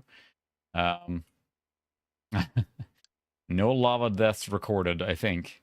Yeah, it is just really fascinating. I mean, I think the Quake 2 software renderer looks just really fantastic. And again, they didn't have to do that. Yes, that's where I'm heading now. I think you're right.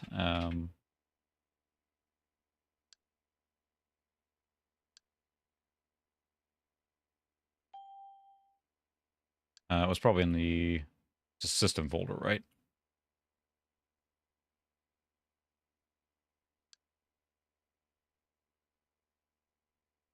Yep, there it is. We're going to rename this to old. Copy here. And try Quake 2 again, because yeah, I think it just the system folder driver version there should be the one that's installed by the driver of the operating or the video card driver. There we go. You are correct. Now we can go to 1024. See if it runs it here. Oh, look at that. And it still looks butter smooth. So run me now. Oh, that is really tiny there. It looks really nice though. Is it Time Demo 1? I can never remember Quake 2. Can someone remind me? Interesting. Yeah, I mean, they developed it for quite a while, right? I mean, Quake 2 was a full id Software game, and it got, remastered recently, too. I think it gets a little bit bad rap for being feeling kind of generic a shooter. Yeah, the image is soft now because we are running it in, of course, in the texture filtered mode, so which we can turn off. But then we have the texture filtering and everything. But then I'm trying to remember, it's time demo 1. Time demo 1. Is it map? What is it? I can never remember. Demo 1.m. There we go. Thank you.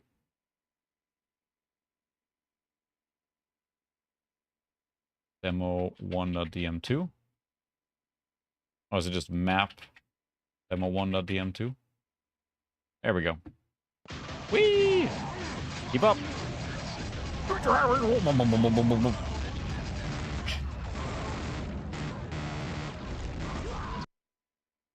66.3 FPS, still smooth. What if we set it to 640 by 480 and do the same thing again?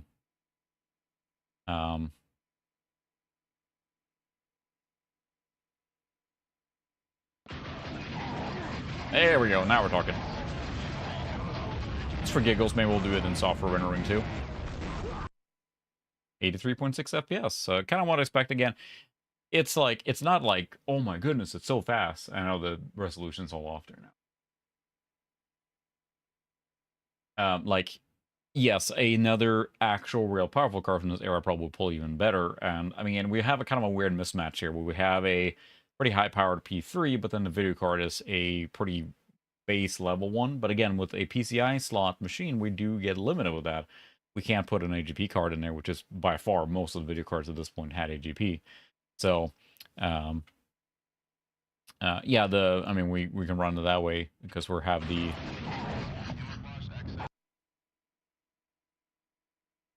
Turn off time demo. But now we are running a 64 by 480, which is a very smooth experience, and it's hard to describe how smooth it looks on the CRT now. A high refresh rate on a CRT is such a clean look because the motion smoothness is something else. But I'm curious. Let's try it in software mode and see what it pulls in pure... And run 640 by 480 in software mode. Does it have enough horsepower and grunt for that? Yeah. So let's do time demo 1. Not as fast. Certainly not as fast as it was before. It's so noisy.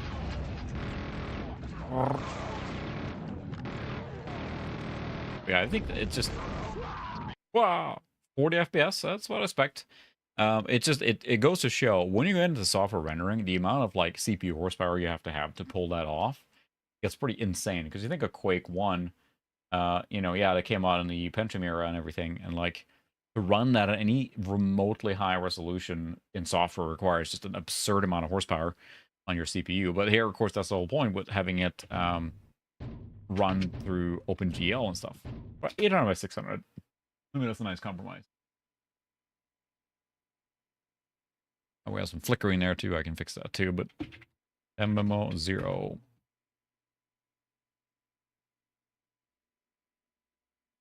Indicate possible camouflage access in wet sector 432.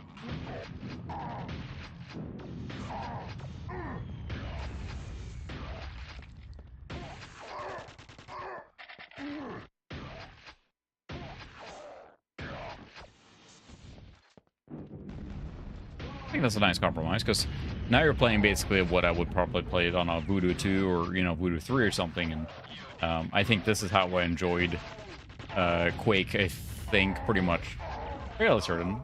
Quake 2 on a Reba TNT is probably how I played it with OpenGL. Kind of like this, 800 by 600 or thereabouts. This is the, this is what I remember from Quake 2, or this is the quintessential Quake 2 experience, right? How many times have we watched this demo now? Like, not only now, but, like, I think all of us that have benchmarked have run this demo so many times. I do have the original disc, and the soundtrack is also really good. Yeah, 800, it feels like appropriate, right? It feels like the right era for it. I guess we can actually play the game too if we wanted to.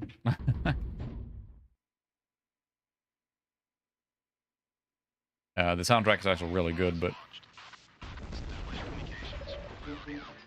Twitter updated. And I have so many memories specifically because I actually, years and years ago, hey Tom, welcome.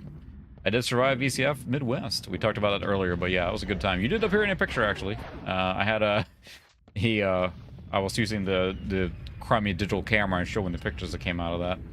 And there was one in there with you in it, so. But I have a very specific memory of playing Quake 2 because years and years ago, so I was still living at home, and my cousin is a couple years older than I am, and he was invited to go to one of his friends' dorm rooms to just play a LAN party game in a small dorm room over the weekend. So he called me and like asked, hey, you want to come out? And it was a couple hours away, so I talked to my parents like, hey, you guys want to drive me out to this place at this campus over the weekend? And they're like, okay, I guess you can do that. It's like we weren't wild or anything. So then got there, and my Pentium 300 that I just kept having problems with. I think it ended up being, I think at the end of the day, that one was probably a hard drive failure, but I didn't admit it at the time. I had Windows 95 on it, Windows 98 had just come out, that puts you right where it is. And I really wanted to install Windows 98, so I would spend several hours trying to get it to install on there. Finally got it installed. But then we played Quake 2, like both deathmatch and solo play like this. So I have very vivid memories of sitting there and playing Quake 2. I think on my Voodoo 1 at the time, even, that I had transferred over. Because I don't remember what video card I had in that machine originally before I got upgraded to a TNT. And this area of Quake 2 here is just ingrained in my brain for that very LAN party event. It was fun. You know, it was that time where you just slept on the floor under his desk, and you know, I think we had like 2 other people sleeping like on the floor on the other side of his bed and just taking turns sleeping, and it's such a great time. I think I would die now if I did that, but it was fun back then, and that's what Quake 2 is in my memory.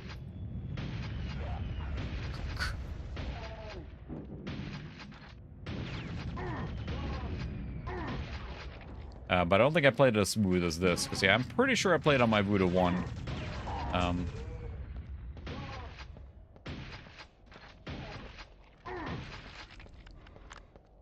I think what really works against this game is the color palette and just kind of it is a lot of industrial hallways, and it did a lot of stuff that was not really, that was new at the time. You know, you think to like branching like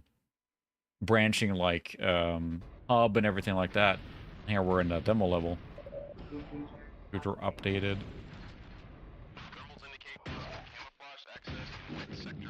Shotgun is not very strong. I know you get the double barrel shotgun later here. Incidentally, so I know that some of you know that a few years ago I went to a local huge LAN party here, and I set up a retro setup for that, which is a lot of fun. And we have created a small little group here in town. At least 3 of us have already booked space for this event, and we're not. Oh, there goes my internet. We'll see if it catches up. Hopefully, this is buffering. But we haven't been asked to do it, but we want to do it. So we're actually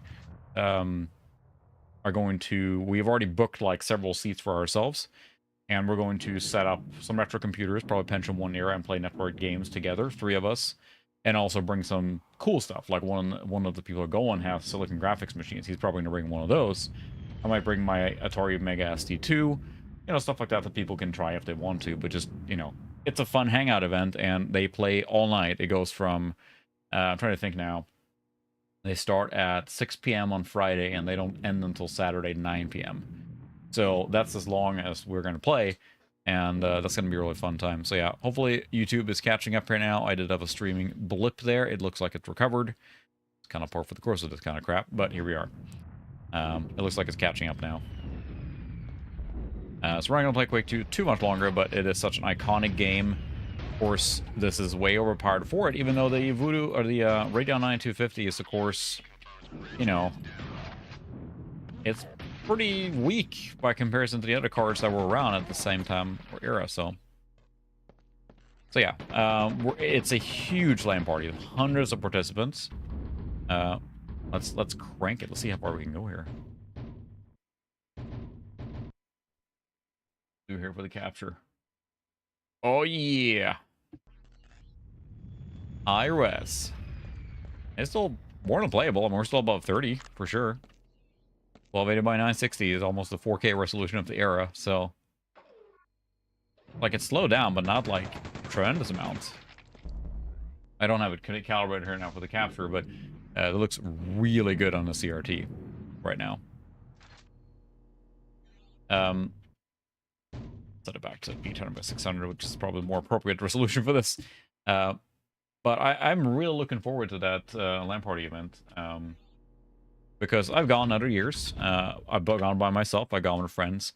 But having multiple of us that are in the same little computer club now, and all of us bringing, you know, cool systems and also being able to play network sounds like a lot of fun, because then we can link up our old machines, play like, you know, Quake 1, Descent, Duke 3D, that kind of stuff is what I'm thinking. Late DOS era games. Yeah, 1600 or 1200, I guess, is the top tier one. Motor Racer now. It's also a... Please reinstall. Fine. I think I have... Do I have that on the NAS? I might. Photo Eraser. This. The ISO.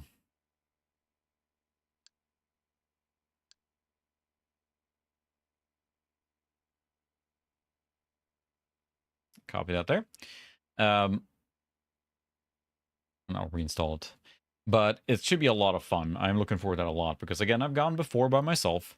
It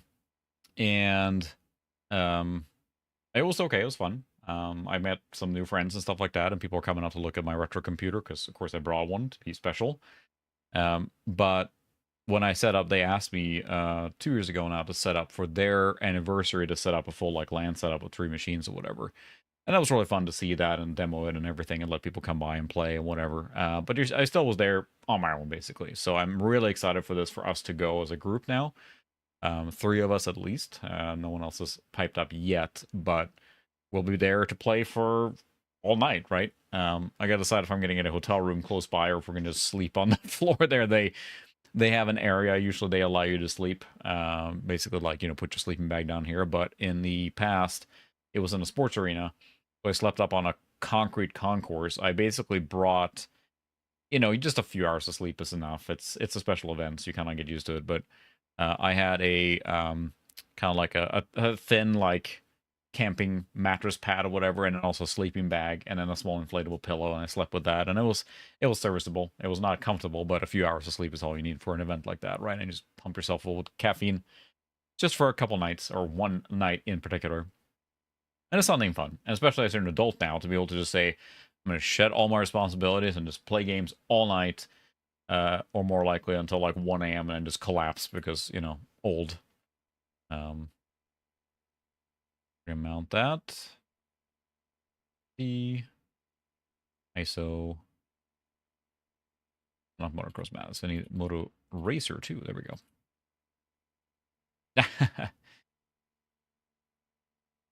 Need for Speed Hot Pursuit demo too.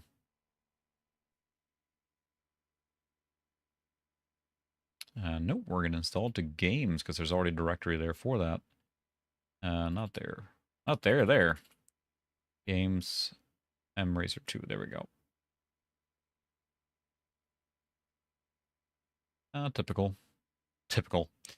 Yeah, that's the thing about being old, and you know, you can only get so far with energy drinks, and you can definitely tell that. Like, I tried to like sleep bank before going to that event, and I can stay up for quite a while, especially if you have an event like that and you're like, you're energized, you're doing stuff. But after a while, I realized, like, I'm just getting so tired. And there's people playing, like, events. They probably stay up all night. Because, I mean, there's a lot of young people there playing random modern. There's tournaments and stuff like that all through the night. Like, actual, like, you know, Counter-Strike tournament right in the middle of the night. And I can't stay up that late, you know. It's 3 in the morning. And you get a few hours of sleep. That's all right. But it's tough doing that now. It's not something you can just kind of wing in a sense anymore, so challenge everything. No.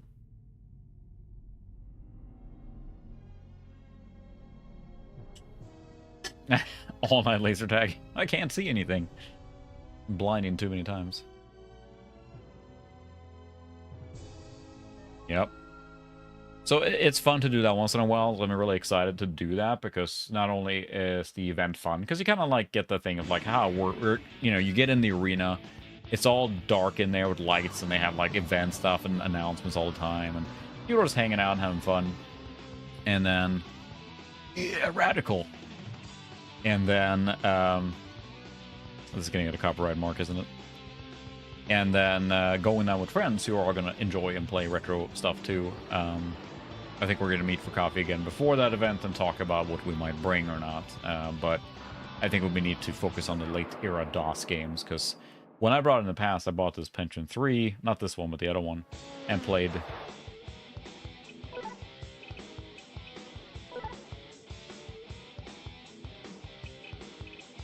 Display, what do we got? 800/600 seems okay.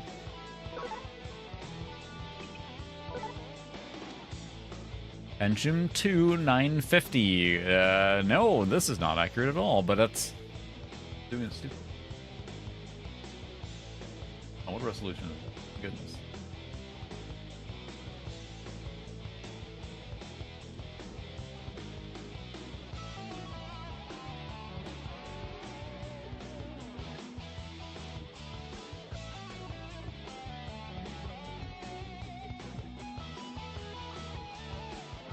Okay, I gotta set it again because it's, yeah. Yeah, it is, and it's just, again, it's just a standard business machine, right? So nothing special, but it's fantastic on what it can do and what you can play on it, so.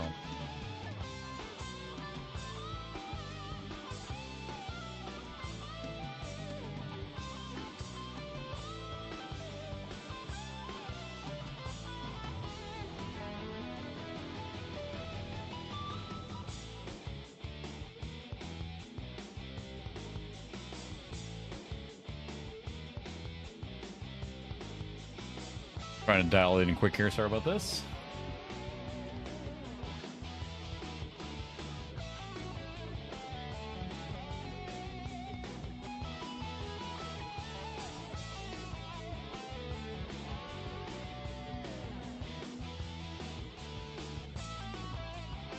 That's probably good enough.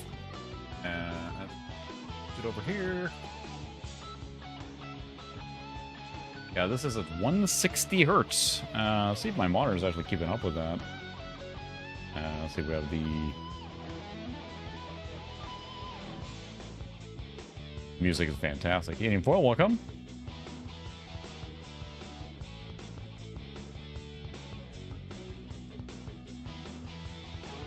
Yep, 160 hertz. The CRT is keeping up with this. Yes, we're running 160. We have Direct 3D.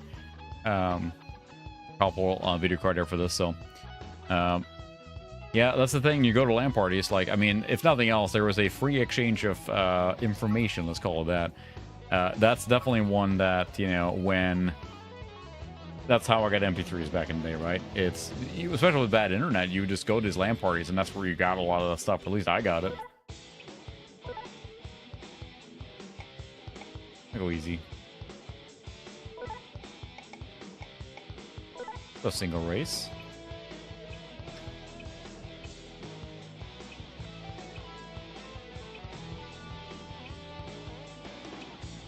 Feel the heat. Okay.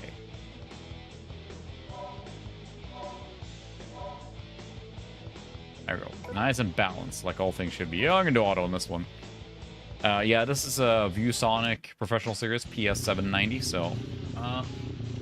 3, 2, oops. 1, go! What's it doing here? What the heck's the resolution going on?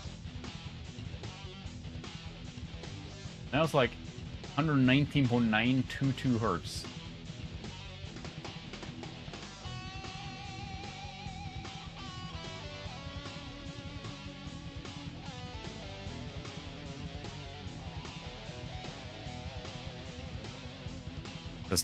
The problem is that it's locking on to the signal, so I can save it, but now it's going to weird, like, refresh rates.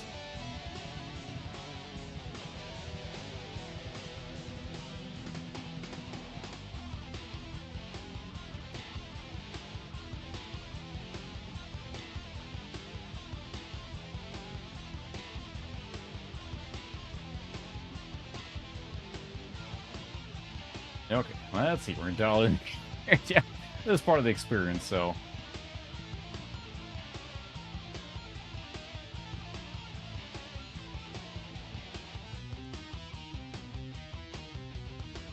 Screen is way too large here.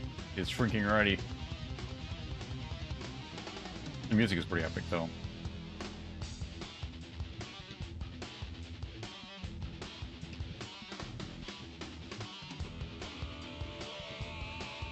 In fact, it's extremely epic.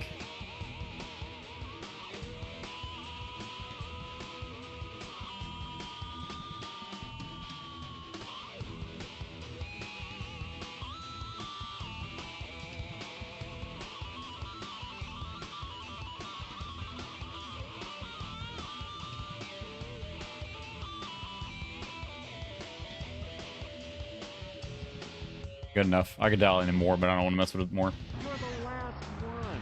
I know, it's still completely wonky, isn't it? What's going on here? What solution is this? It's like... It's not... Oh. You mean in Vita Reali? What a solution. It's just completely wonky. Huh. Yeah, it's not like on a CRT, let's change this to 800 by 600 maybe. Oh, look at this, all the settings.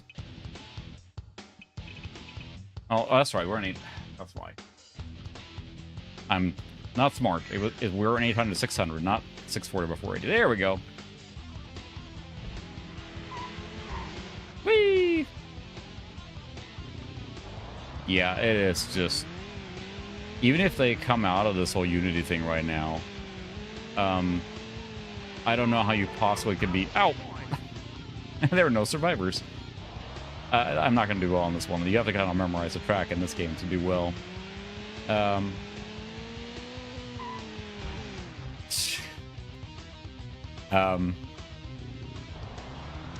Just how can you trust it for as a developer right now if they don't pull that kind of crap again in the future, right? What if in the future they decide again, like, we're going to charge now per installation again and all that stuff? And I mean, I don't know. So what happened with Unity is that, and I'm paraphrasing, someone feel free to step in when I'm misrepresenting. They said all of a sudden they're going to charge per installation. So if you developed a game with Unity and you launch that game, if you hit a certain threshold of installations, they're going to now charge extra from Unity per installation. So for each game or for each unit you sell, Unity's not going to charge you even more. And that's insane, because they're basically saying, like, if your game is popular, we'll charge you more. That might sound interesting on paper, but then you basically have a callback, and there was a whole bunch of confusion. Like, what happens on things like Epic or Game Pass, where you're basically, not being paid probably from, Microsoft to host it there, right? Well, that's the thing. They keep walking it back, and, like, people are like, what happens to demos and things like that? I'm not sure if they have revealed that exactly what the threshold is, but people are getting really antsy about it because it makes people like, I can't trust Unity now that they're not going to just try and nickel and dime or just change the thing on the fly, right? They're basically forcing monetization on some of these companies or people or small indie developers, right? And then they came out later and said, like, oh, it doesn't apply to demos or Game Pass or bundles, But oh, he's sad.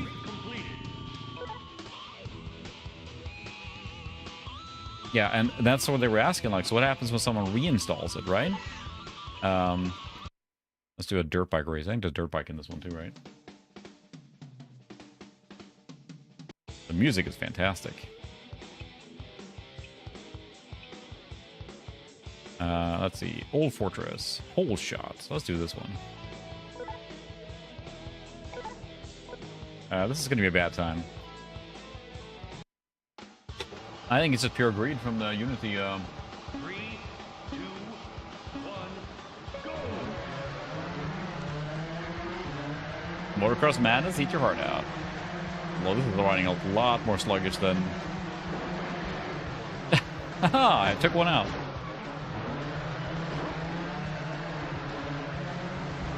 Whoa! Like, I don't think Unity by itself is like a bad engine per se. Like, yeah, it's not, you know, it's got a bad rap, but some of the games are made, are pretty good, but nice work out. See you later. Have a good one. I think like Genshin Impact is made in Unity, right? And that's a game that just prints money. And that might be severely affected by this change. So exactly. And I think the concern came out is like, how are you tracking this? Like, what are you collecting? And they haven't been very forthcoming with that either, I think. So,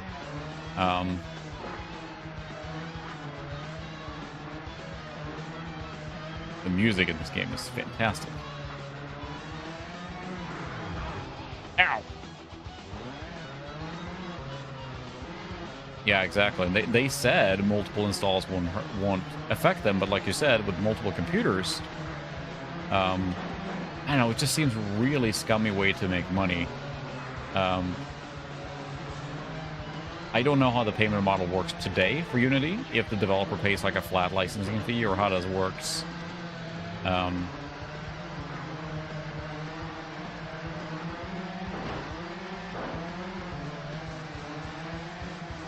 Otherwise, our Radeon 9820 or 9250 is doing just fine. Whoa, you know, like Vertigo. Is doing just fine with the game, otherwise.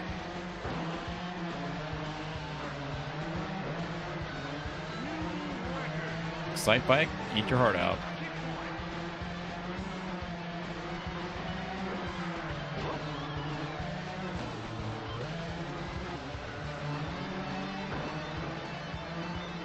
Shredding some guitar while driving around here.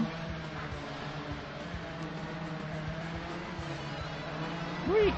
Ow. Yeah, I mean, it's got to be. Unity has probably been very popular with small indie developers, and probably pretty approachable engine. I'll say, this reminds me of Excitebike for sure.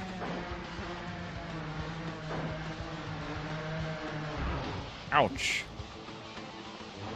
Yeah, it's a lot of these stores hold all the money. I mean, every single provider thing. I mean, heck, YouTube takes like 40% or more of every dollar you donate. It's everything is stacked in the favor of the providers. Those storefronts, like all the major storefronts, they make so much money. And I think places like Valve and Google and stuff like that, they're not very forthcoming with how much money they make, but it's a lot. They charge for every install, you know, or someone buying to take a cut. Yeah, so there's that part. If you buy it, that's one sale, right? The idea with Unity that's such troublesome here is that per install. So what they came back and re-clarified, I think if you reinstall it, it shouldn't charge it. But how would they categorize that? It's like you bought the game, and so say you got a new computer and you reinstall the game that you own. Now the developer's getting hurt because they get charged an extra charge now because you installed it on twice. So that's how the licensing works for Unity then. And it seems like such a ham-fisted way to get money. It's near no one else has done that business models. If one person, yeah, like you just explained to Revenant, if one person buys the game, a certain charge, and then they keep reinstalling it, you know, on different machines or something, then the developer is the one that gets screwed because it counts as a unique install at that point. And that's just so like they're pinching the developers to the point where developers like, we cannot afford to use Unity, more or less. I think the idea that they designed it around was that if your game is super successful, we're going to charge you more. And on paper, yeah, sure, that sounds great.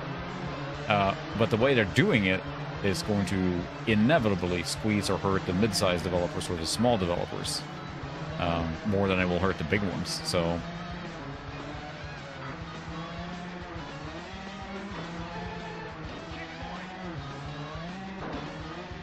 I'm amazed I haven't crashed more than this. So, and someone will abuse that and cost like we're going to grift the developers of X game or whatever. People are unfortunately not very nice, so Someone will do that. Run like a bot, yeah, that just... Sorry, I can't hear you over the awesome... Whee! Hey, 6, alright, that's better than nothing. Yeah. It's just... I don't know. It seems like either misunderstanding what makes this money, and unfortunately I think the CEO for Unity there has been proven to be just profit above all, which is unfortunate, right? Well, Motor Racer 2 runs great, so that's one option. Just switch to a standard resolution. I noticed that on the capture, most of the cards that give me grief on synchronizing the right signal are the Radeon cards in this era. I don't know what it is, but when it detects it, it's like a total non-standard resolution versus the NVIDIA cards of the same era, so I'm not sure. Nope, back. I think we're done with this for now. A simulation there? Oh.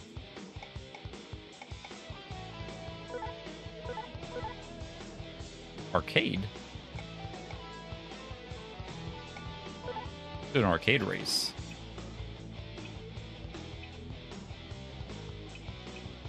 Quick. I'm curious to see if we do arcade, or maybe not play this long.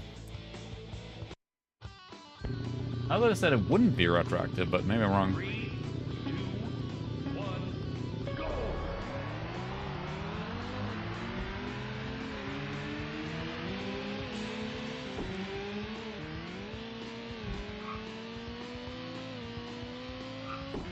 The arcade one is a lot faster and less likely to... Oh, never mind, I fell off.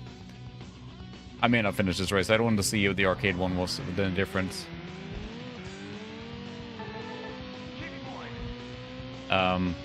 There's one motorcycle game, Edgar Tarantino's something extreme like racing, or maybe, I can't remember what it is, but it's one of those extreme BMX games, or not BMX games, motocross games.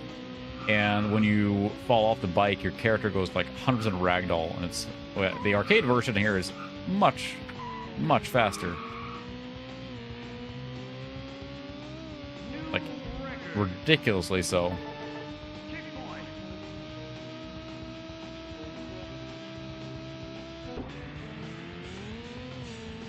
More forgiving.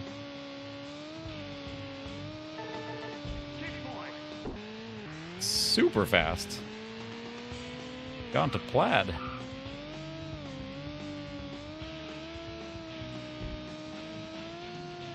I don't know how he's steering in the air, but whatever.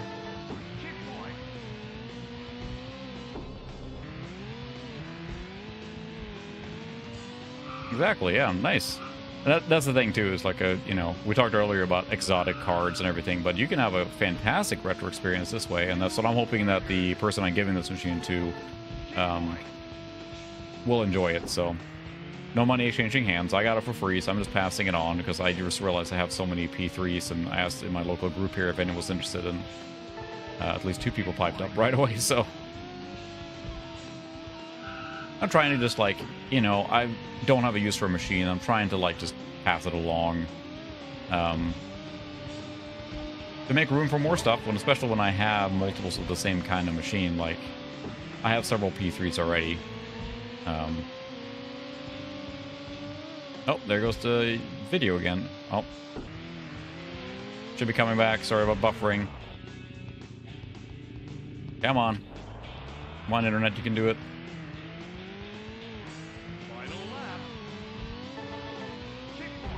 Oops.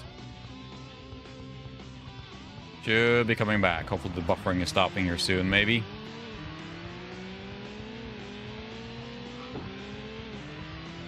Only late at night. Get to see like low resolution buffering motorcycle racing.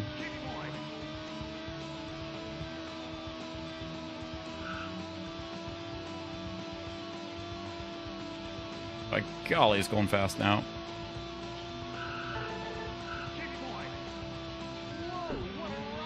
Yeah. Goodness. All right, I think it's back now. Sorry about that buffering there. I still haven't opened a ticket with my ISP because troubleshooting an intermittent slowness issue is just, ugh.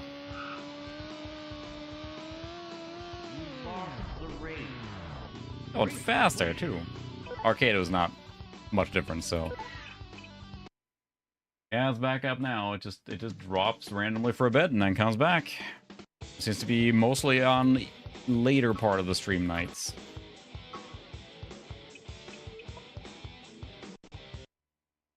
All right. So that's up again there now. So let's see what else do we got here. We got a few other games. I feel like we pretty much have to play some. Make sure we should probably test Half-Life 2 or Half-Life, not Half-Life 2. My goodness. See, do we have? Yeah, there's Half-Life. Unless it's already on this machine. But this feels like one that we pretty much have to try. Games. Copy this here. A lot of these ones are ones that you can just kind of drag and drop, and they work just fine. So we'll play for a little bit longer and try out Half-Life. It is a quintessential game for this era, of course. It is just so iconic. But of course, our machine is a little newer than that. But yep, I keep having those blips all the time. And I do need to open take with my ISP as have at the time. And then also troubleshooting an intermittent issue is just brutal, because you need to capture it as it's happening. It seems to only really happen sometimes at night. And it's only upspeed. Downspeed seems unaffected, but when this happens, my upspeed just tanks for 30 seconds to a minute, and that comes back. And it sure feels to me like it's an oversubscription issue more than just like, yeah. Half-Life 2 would run, probably. I don't think you would have a good experience. I mean, it's the same era as the Call of Duty, but I don't think the physics engine would run very well on that machine. But I think it would run, right? It was 2003, and this machine and video card then are, maybe 2 years old at that point, or thereabouts. It's in the same ballpark, so it's not like out of the question or insane. But I don't think that Half-Life 2 would be a good experience on this kind of machine. My take on it, I suppose. This is more suited for late 90s games where you would have had a P2 or a P3 mid-range. Then this 9250, the Radeon card, is a great match for that, with enough performance and horsepower to do that kind of stuff. But I think the video card is going to kind of fall flat on its face as you get into more advanced titles from the early 2000s. It just, at that point, is a budget card. Versus in the late 90s, it's a powerful card, like, outrunning a lot of other stuff. But once you get to the other stuff, more modern stuff at the time, then it's going to have a hard time. So, I mean, we played Call of Duty 1, right? But that's, again, based on the... I think I have the key.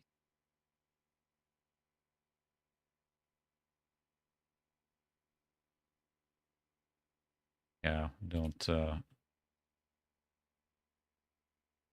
have Half-Life. No one saw this. I own it several times over. Several times over. It's all in the up and up. Let's see what we can configuration here now. I'm not sure I have any save games. It's always the tricky part of Half-Life. It is a very slow introduction, of course, but I just want to see what it looks like. We're not going to run software. I think Direct3D is probably... What do we think? Is it Direct3D or OpenGL better for Half-Life? I guess that it's a Quake-based game, so OpenGL is probably better, right? Not doing 3D effects, so we'll do it OpenGL for starters.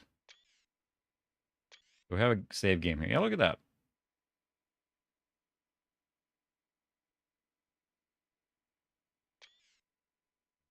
I'm not sure if I'm even in the combat area, but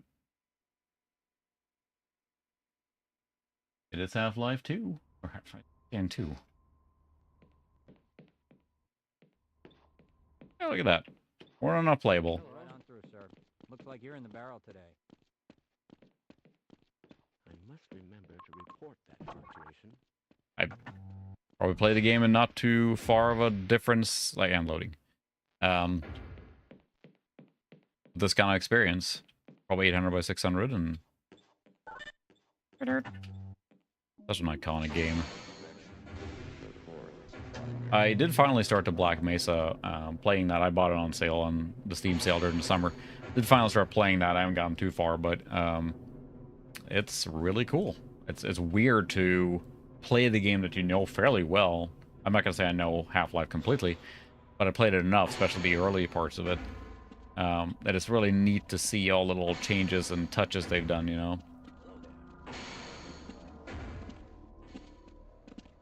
We did stream this years ago, and I remember on that stream I messed up the audio pretty bad, so...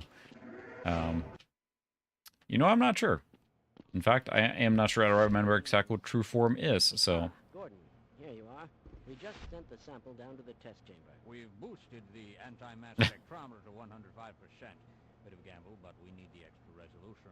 The administrator is very concerned that we get a conclusive analysis. As we can see the big event here now, right here.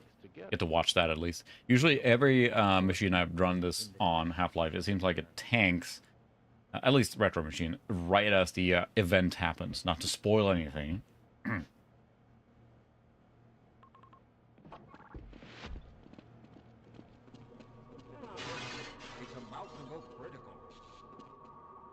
I think Eli Vance, that's supposed to be Eli Vance. That's fine. Circuit board's flying out. And he is in Black Mesa. He's directly named there, which is a pretty cool little touch. So Eli Vance, of course, being the guy helping you and the scientist in Half-Life 2. We probably will have to stream Half-Life 2 RTX, I'm guessing, right? When that comes out. Wow. Yeah, that's the thing. Half-Life was such a trendsetter. I mean, just how... I mean, the fact that the game is just, like, telling the story as you're playing. They don't stop you all the time to do stuff, right? They're just letting the story unfold in scripted events, which, I mean, it's easy now to think of that, how scripted events happen in all the first-person shooters and games. But back then, it's like... it was brand new. Like, it was so cool that it never stopped the story you're kind of just playing. But I didn't know they hired an actual writer. That's really cool. It took the cinematic experience seriously, you know. We've assured the administrator that nothing will go wrong. Yes, you're right. Gordon, we have complete confidence in you. Well, go ahead. This complex is pretty... Black Mesa facility is pretty ginormous, isn't it? Whee! He doesn't need to hear this. I'm an ultra professional. Whee! Oof. Oh, I got an owie. Testing. Everything seems to be in What's down here? What? I don't think I ever tried this. All right, Gordon.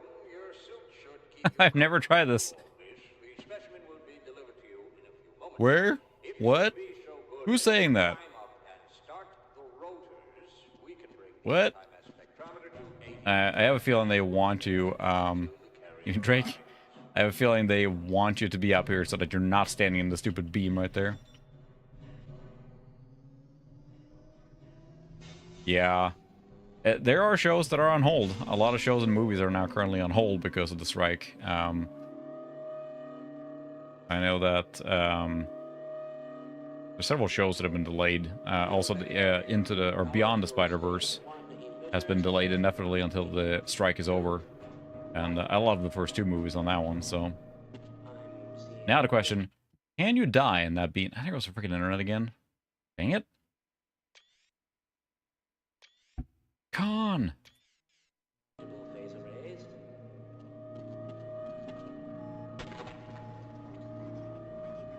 Yep, you can. Stage 2 emitters activating now. Oh, help here? Gordon, we cannot predict how long the system can operate at this level, nor how long it will breathe. That's true, there's that part.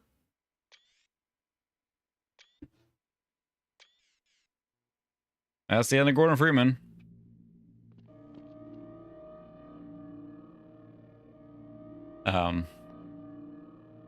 Yeah, that's that part, right? It just... it's the whole thing of, like, the collective bargaining power and all this stuff, and it's just how much money is being pumped into these shows and how much money they make, and then the people that actually did the hard work to make it happen are getting, you know, pittance, basically, and, yeah, it's not a willingness to give up there. So, we'll see what happens. I imagine it's going to keep going for quite a while, so... Probably, but I'm sure but it's going to have a real impact here now on a lot of productions. They're running out of extra stuff they had, so... I've just been informed that a sample is ready, Gordon. It should be coming up to you. Nothing bad will happen here. But very fun way to play this game. That said, I mean, we're running at a processor probably twice as powerful that most people ran at when they played this game. Get away from the shutting down. No. Attempting shutdown. It's not. So the idea being here is that, It's not. you know, they have a sample from another dimension, and they just throw a whole bunch of energy through it, and that causes portals to open up, and then you have a bad time. Whee!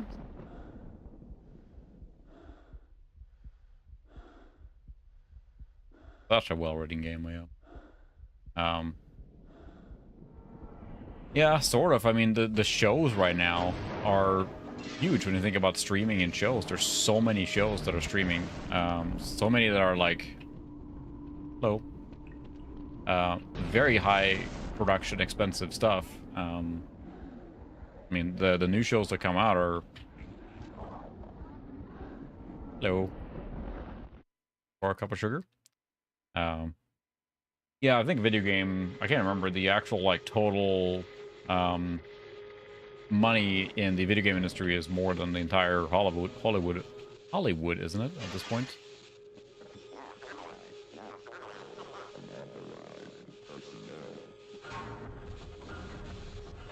Open the door, Proximo.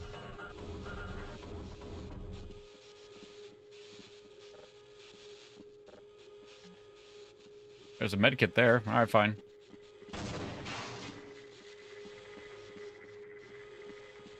I guess we're not going to play Half-Life too long here. I mean, this is everyone's seen this part like 100 million times, but it is still perfectly runnable.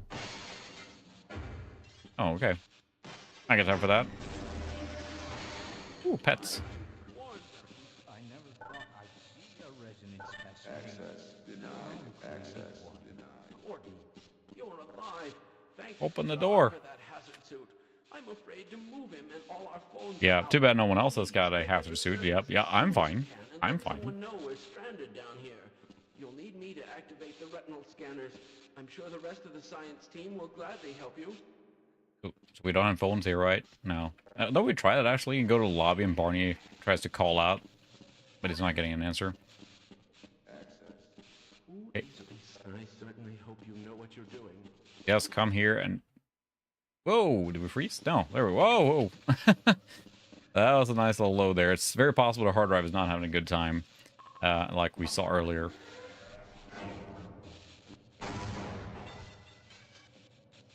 More about me. Oh, the door's getting blasted open, isn't it? Like, there were so many scripted events, so... yeah, and it was just unheard of at the time. Yeah, that's right. It was a pretty long demo.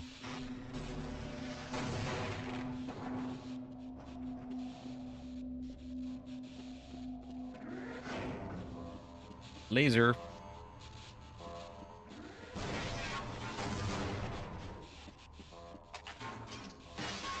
Iconic weapon.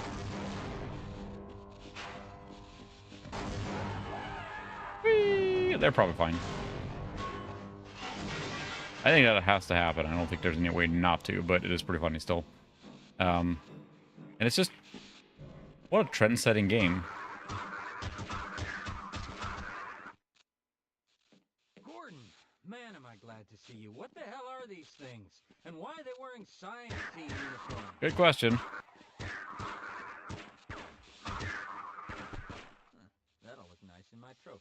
Yeah, anyway, Half-Life. Of course, you can spend a lot of time playing that, but it's kind of a known quantity at this point. But it, again, runs pretty darn well on this machine. But it's also a machine that's much more powerful than when you would have played it. So, yeah, I did.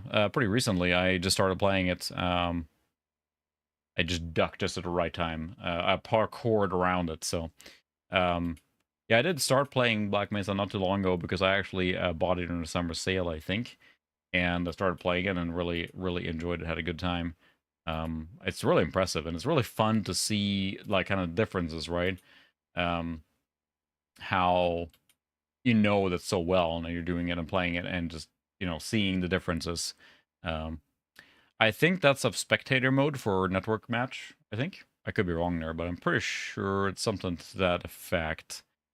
If there's anything else in here, we have a lot of different games too, but I'm not sure how much more I will play now. But I was trying to think of any other games that were quick to show off. There are quite a few on here, but Ultra Mini Golf. I don't think I've ever tried it, but there's Arx Fatalis. Battle Zone. There's a few things on here. This machine probably should have some level of civilization on there too. Ooh, Daikatana. Let's not do that.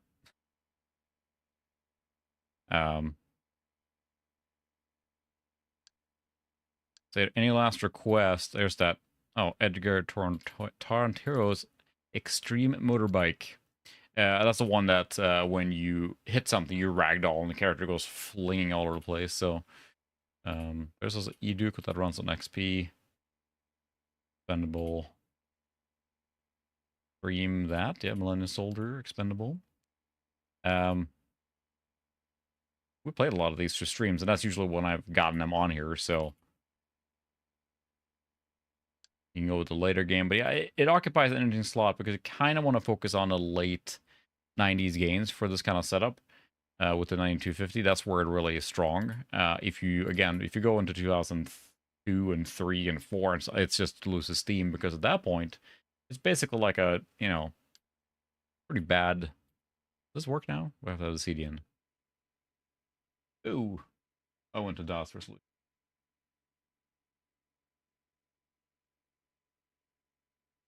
There we go.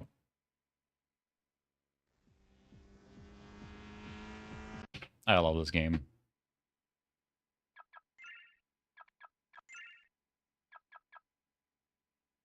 We are not at 800 by 600. I just add.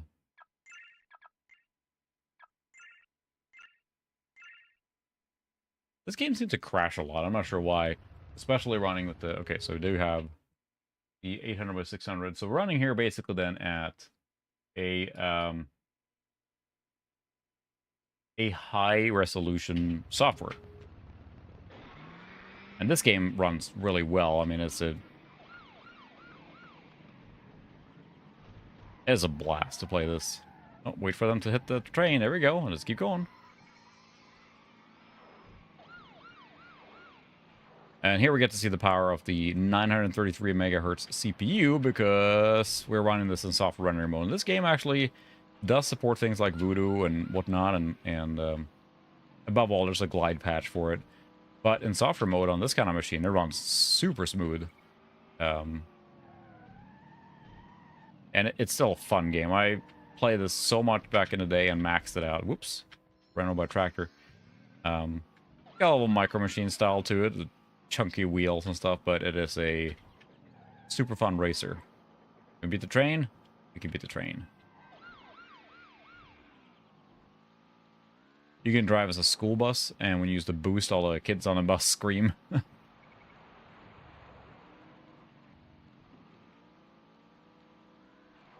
Oh. The handling is a little wonky.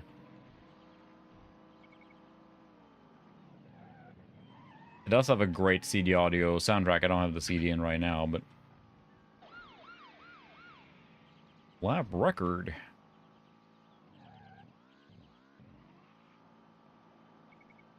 But it's a game I keep coming back to and testing because it plays very intuitively. It's just arrow keys and spacebar for the boost. It gets pretty hard later on. But it's a really fun arcade racer. Yeah, you gotta memorize the tracks on this one. This is muscle memory where the track is and what to do, because otherwise, what happens, that since you can't see very far, there's a cheat, I think, that puts you flat on the ground, but then there's nothing to see up further out, like... Yeah. The world is not rendered above, like, your eye level, so that makes it pretty weird to do that. There's several like cheat codes on this one. So you definitely need to memorize the track on this one. There's no other way to win in this game. You have to know exactly where things are and where the hazards are. Otherwise, you will just explode every time, basically. But it's a super fun game, I think.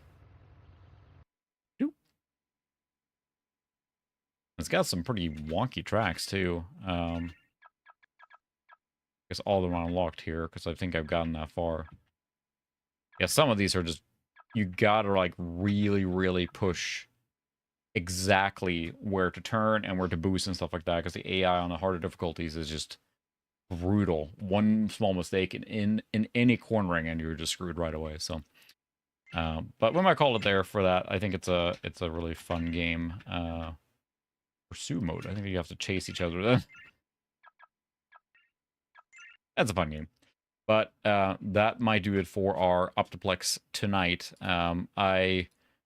I'm still a fan of all these Dell, and all the typical like beige business machines, because you can have a lot of fun with them. And again, there were so many of them made. It's very likely that if you were hunting retro computers, you're going to run across your Dells from this era. And there are some proprietary challenges with it, with certain power supplies and things like that. But put a decent video card in there, and it's a really fun machine. This one has integrated video and audio, and that's why we're running the integrated audio, which is fine. But a ISO sound card in here, which I did run for a while, which a SoundBlaster AW64 would top this off very well for DOS accessibility in games too, because then you can run everything in DOS too. So still a neat machine, and I have a soft spot for these kind of machines. And this one lived its life in a data center until it's going to go on now into someone else's hands. So appreciate everyone hanging out and discussing VCF with me. I will show the one thing I'm going to show again, one time more. Terminal Velocity Big Box. I'm so excited to find this one in the wild at VCF Midwest. Whoops. And I'm going to throw it. I'm so excited. I have more to show from the show that I picked up, but I want to kind of save it for a video. So I'm going to hopefully get the current video I'm working on here in the next week or two, and then I'm going to work on the pickup video after that, so that should be out here soon too. It should be pretty quick to make that video, honestly. The pickup videos are not that complicated to make, because it's just showing off the stuff, right? So hoping to get those two videos out in quick succession. Then I'm going to probably partake in the cheap PC challenge from Tech Ambrosia. I have the parts I need for that, so that might be the video after that. But hoping to do that. I have some other ideas for other content as well, but I have a video that's like 85% complete at this point, so I was going to get it done before VCF, ran out of time, and this weekend I got other stuff going on. So probably work on that more in the early of next week, and hopefully get it out before next weekend. So but yeah, it's a fun computer, and you can have a lot of retro fun without crazy parts. So that's something to keep in mind for things like the 9250. So thanks everyone for hanging out. I will see everyone next week. It might be time for just a generic Mr. Stream video or something. We'll see. I've done a lot of weird computer ones now. We should probably do some console stuff too. Anyway, appreciate it again. I've said it 3 times now, so hope everyone has a good night and a good weekend, and I will see everyone online and next week. See you later. Good night.